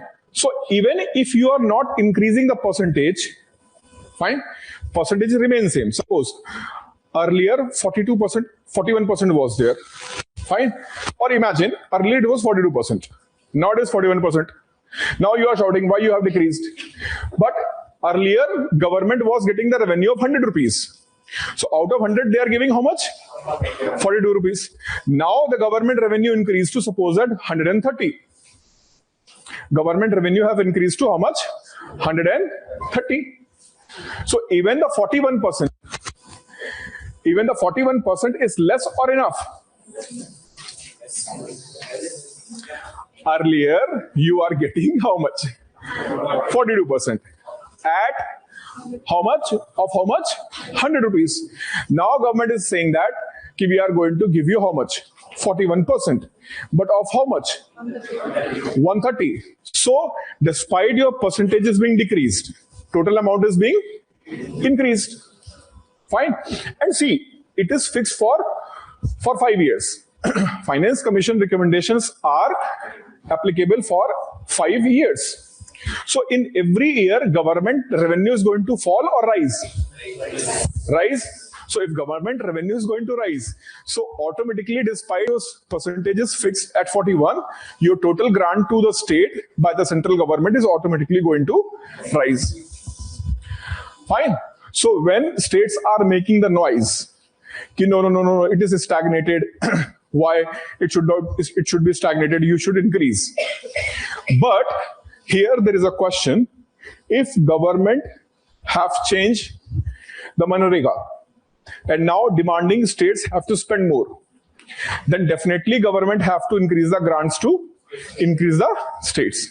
Increasing of the grant to the states is required so that state can spend purposefully under new revised Manrega scheme. Understood? So this data can be useful there. Now, 22%. After that, interest payments. Fine. Interest payments. How much? 20%. How much total expenditure of the government? 53 lakh crores. That means how much? How much government is going to pay the interest payments out of 53 lakh crores? 10 lakh 60,000 crore is going to be spent by the government only on interest payments. So 53 lakh crores and 10 lakh crores are going for only for interest payments. So this is why interest payments are so dangerous. Interest payments are very dangerous because they will eat up somewhere around 20% of total expenditure of the government. तो वहां पे mention करो. Fine, mention it again. Indian government spent 20%. Indian government spent 20% of their total expenditure. 20% of their total expenditure on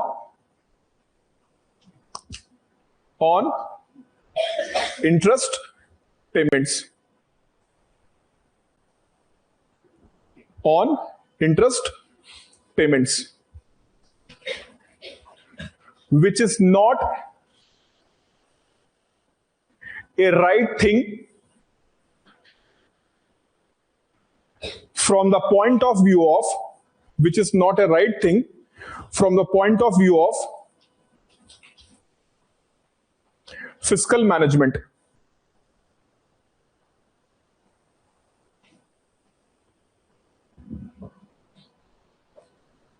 Fiscal management. Hence, government need to decrease fiscal deficit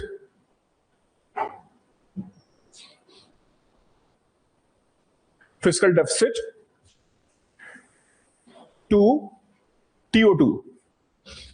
Fine, fiscal deficit to approximately 3%, as recommended by FRBM Act. As recommended by FRBM Act. Okay. So you have to control the borrowings. Until unless you are not going to control the borrowings. Okay. Now here, one more term you have to keep in your mind is, one is borrowing, one is debt. One is borrowing and one is debt. Borrowing shows how much you are going to take for particular financial year, and debt, total outstanding. So in this budget, government have take a kind of a challenge कि we will try to contain our debt to how much? 50% plus minus 1 of our total GDP. Fine. So we have to decrease our debt. Fine. Debt to how much? 50% of our GDP. So this is an commitment which I'll make you write, but just for your consideration, I'm telling you, government is trying to do that. Whereas country like US, they're already at 120%. They are at 120% of their GDP. Japan, world's highest. And India is trying for how much? 50%. They are having at 120%, 130%, and still they are having better performance rating by credit rating agencies in comparison to India. Why? Reason is because those countries do not have borrowing for the purpose of financing revenue deficit. Okay, so if I am borrowing 100 rupees and the entire 100 rupees I am going to spend for capital formation, that will be justified. Fine. Whereas if I am borrowing 100 rupees, fine, out of that 70 I am going to spend on capital formation and 30 I am going to spend on revenue expenditure. Fine. It is not good. And one more thing is the efficiency of capital. Yesterday when I was taking the class of national income, I told you about this. Fine. Productivity of a capital and effectiveness of capital. So if India is going to borrow 100, Listen carefully. India have borrowed 100 and India said that, like Japan and US, India said that we are also going to spend that entire 100 rupees only on capital expenditure. Okay. So suppose India have made its revenue deficit 0. India have made its revenue deficit 0. And after making revenue deficit 0, government of India have said that let's spend this 100 rupees on capital formation.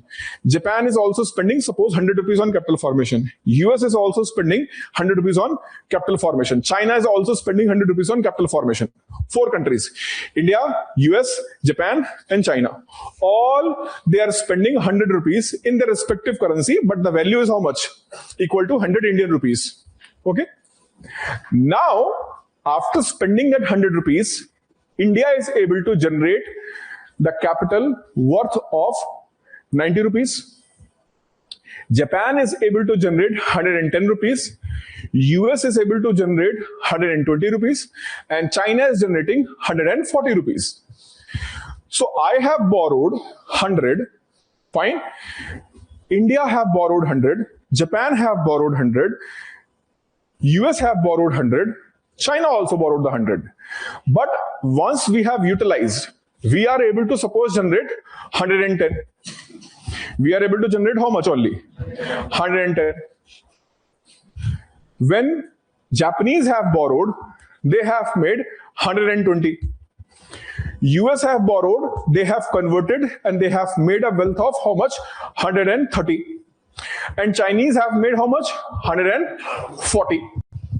So if Chinese are going to have a debt of 130% or 120% of their GDP. So their GDP is 100, but their debt is how much? 120.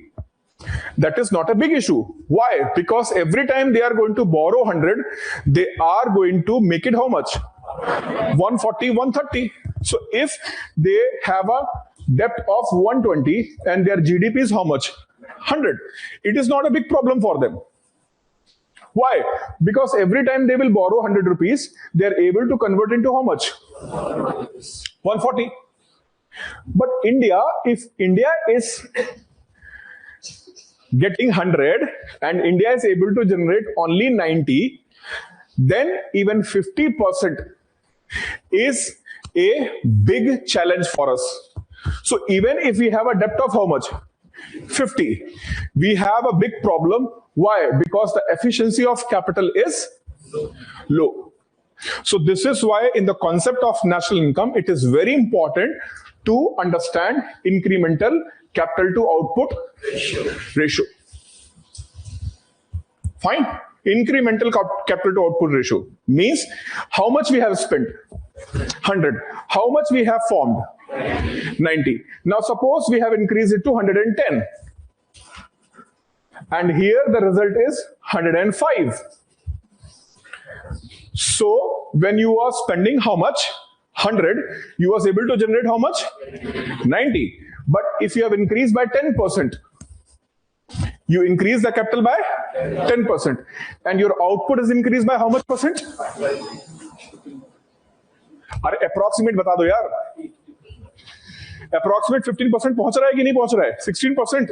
So your cap earlier it was 90, 18%, 16%, 17% ले लो बाबा. So capital is able to generate the wealth of how much? 17%. So I have added the capital 10%, but output is at 17%. If I am going to add from 100 to 120 and the output increase from 90, suppose that 100 to 120, how much we have added? 20%. Fine.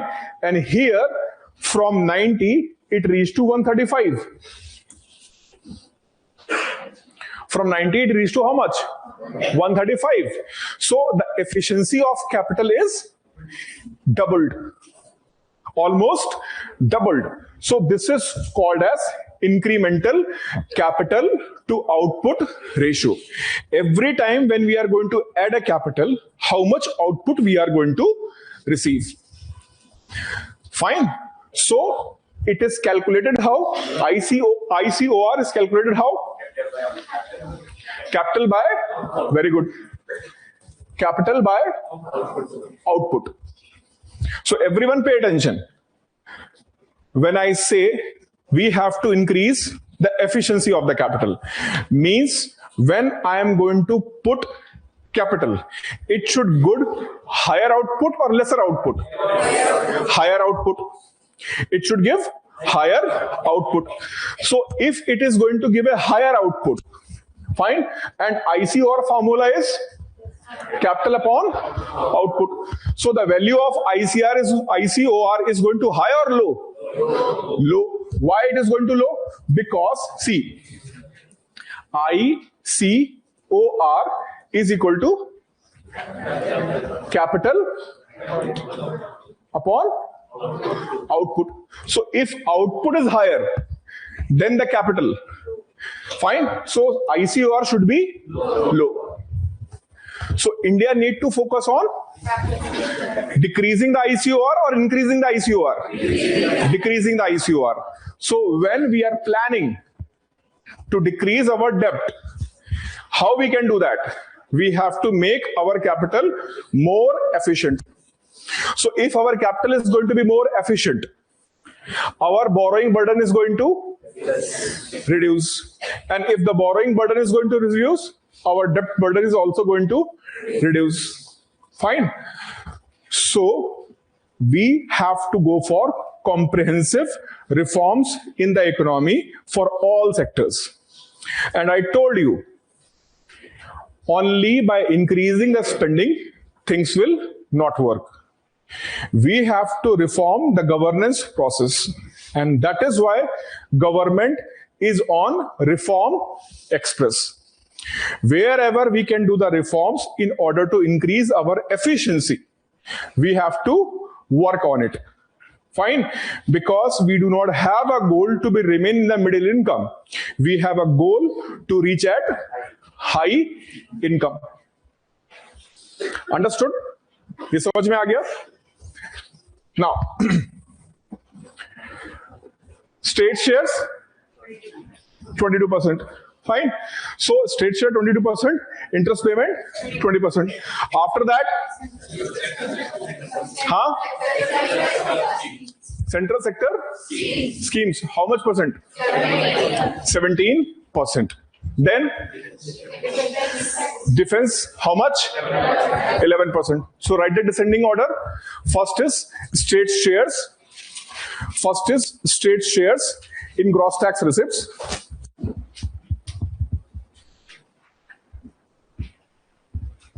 Second is interest payments.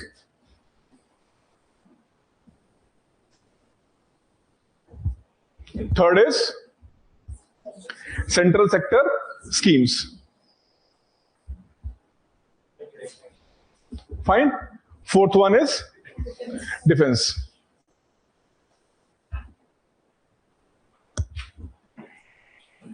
Here you can mention others also. Like centrally sponsored schemes is, after that, which one? Centrally sponsored schemes. Then finance commission and other expenditure. Then subsidies. Subsidies is how much? 6%. And it is ranked at which number? Number 1 is state share. Number 2 is interest payment. Number 3 is, number 4 defense. Number 5 central sponsored scheme. Number 6 finance commission. Number 6 both other expenditure and finance commission recommendation. Number 7 subsidies. Fine. At a point of time, if you'll go back to the budget of 2004, 2005, up to 2011-12, fine. So subsidies are actually third largest expenditure. Fine. Subsidies was third largest expenditure of the government of India. Now the subsidy have dragged to which spot? 7th or 8th spot. Fine. So is it good for the economy or bad for the economy? Subsidies is given to poor people or rich people? Poor people. So over the period of time, the subsidies which was given to the poor people was higher. Now the subsidies which is given to poor people have decreased. Is it good or is it bad? How it is good? Huh? So you are generously donating some money to the poor people. Now you have stopped generously donating that money and you are saying that you are better than earlier. Huh? How? Huh? What?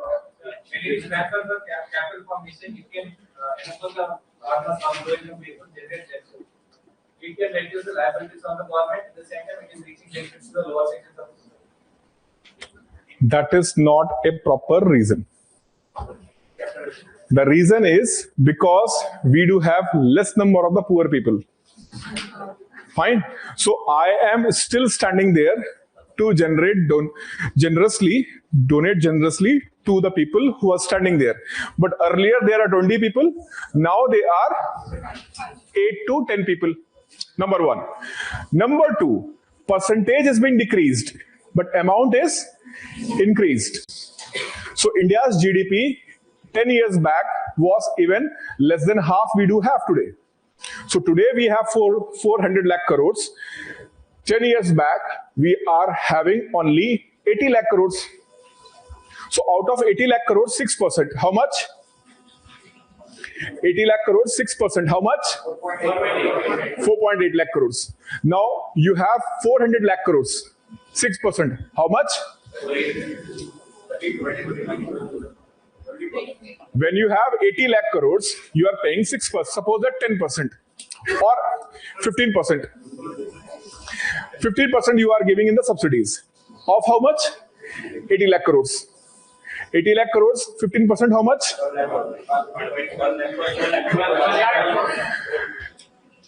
18, 80, 15%. Huh? 1 lakh. 12 lakh crores. Okay. Now GDP is 400 lakh crores. And you are giving how much? You are giving 6%. 24 lakh crores. So still you are giving how much? 24 lakh crores. Earlier you was giving? Earlier how much you are giving?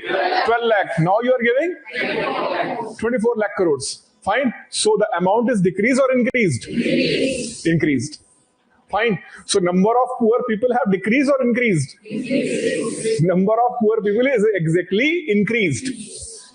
The government support is increased. Data में यही होता है. ठीक है? Many of the people, though I have not supposed to say this, but I have to say this, right? Many of the people who came to attend a budget session, now they are realizing they have made a mistake. Because here you have to consistently calculate. Fine. And if you are not able to calculate, please do not come tomorrow. Not required. Don't waste your time. Fine. So you have to do the proper, precise calculation. Fine. This is why it is a budget session. And I was keep reminding you about this session since the day I have started class in your batch. I will take separate session on budget and survey. And that is why I said separate session. Because it's not just a classroom thing.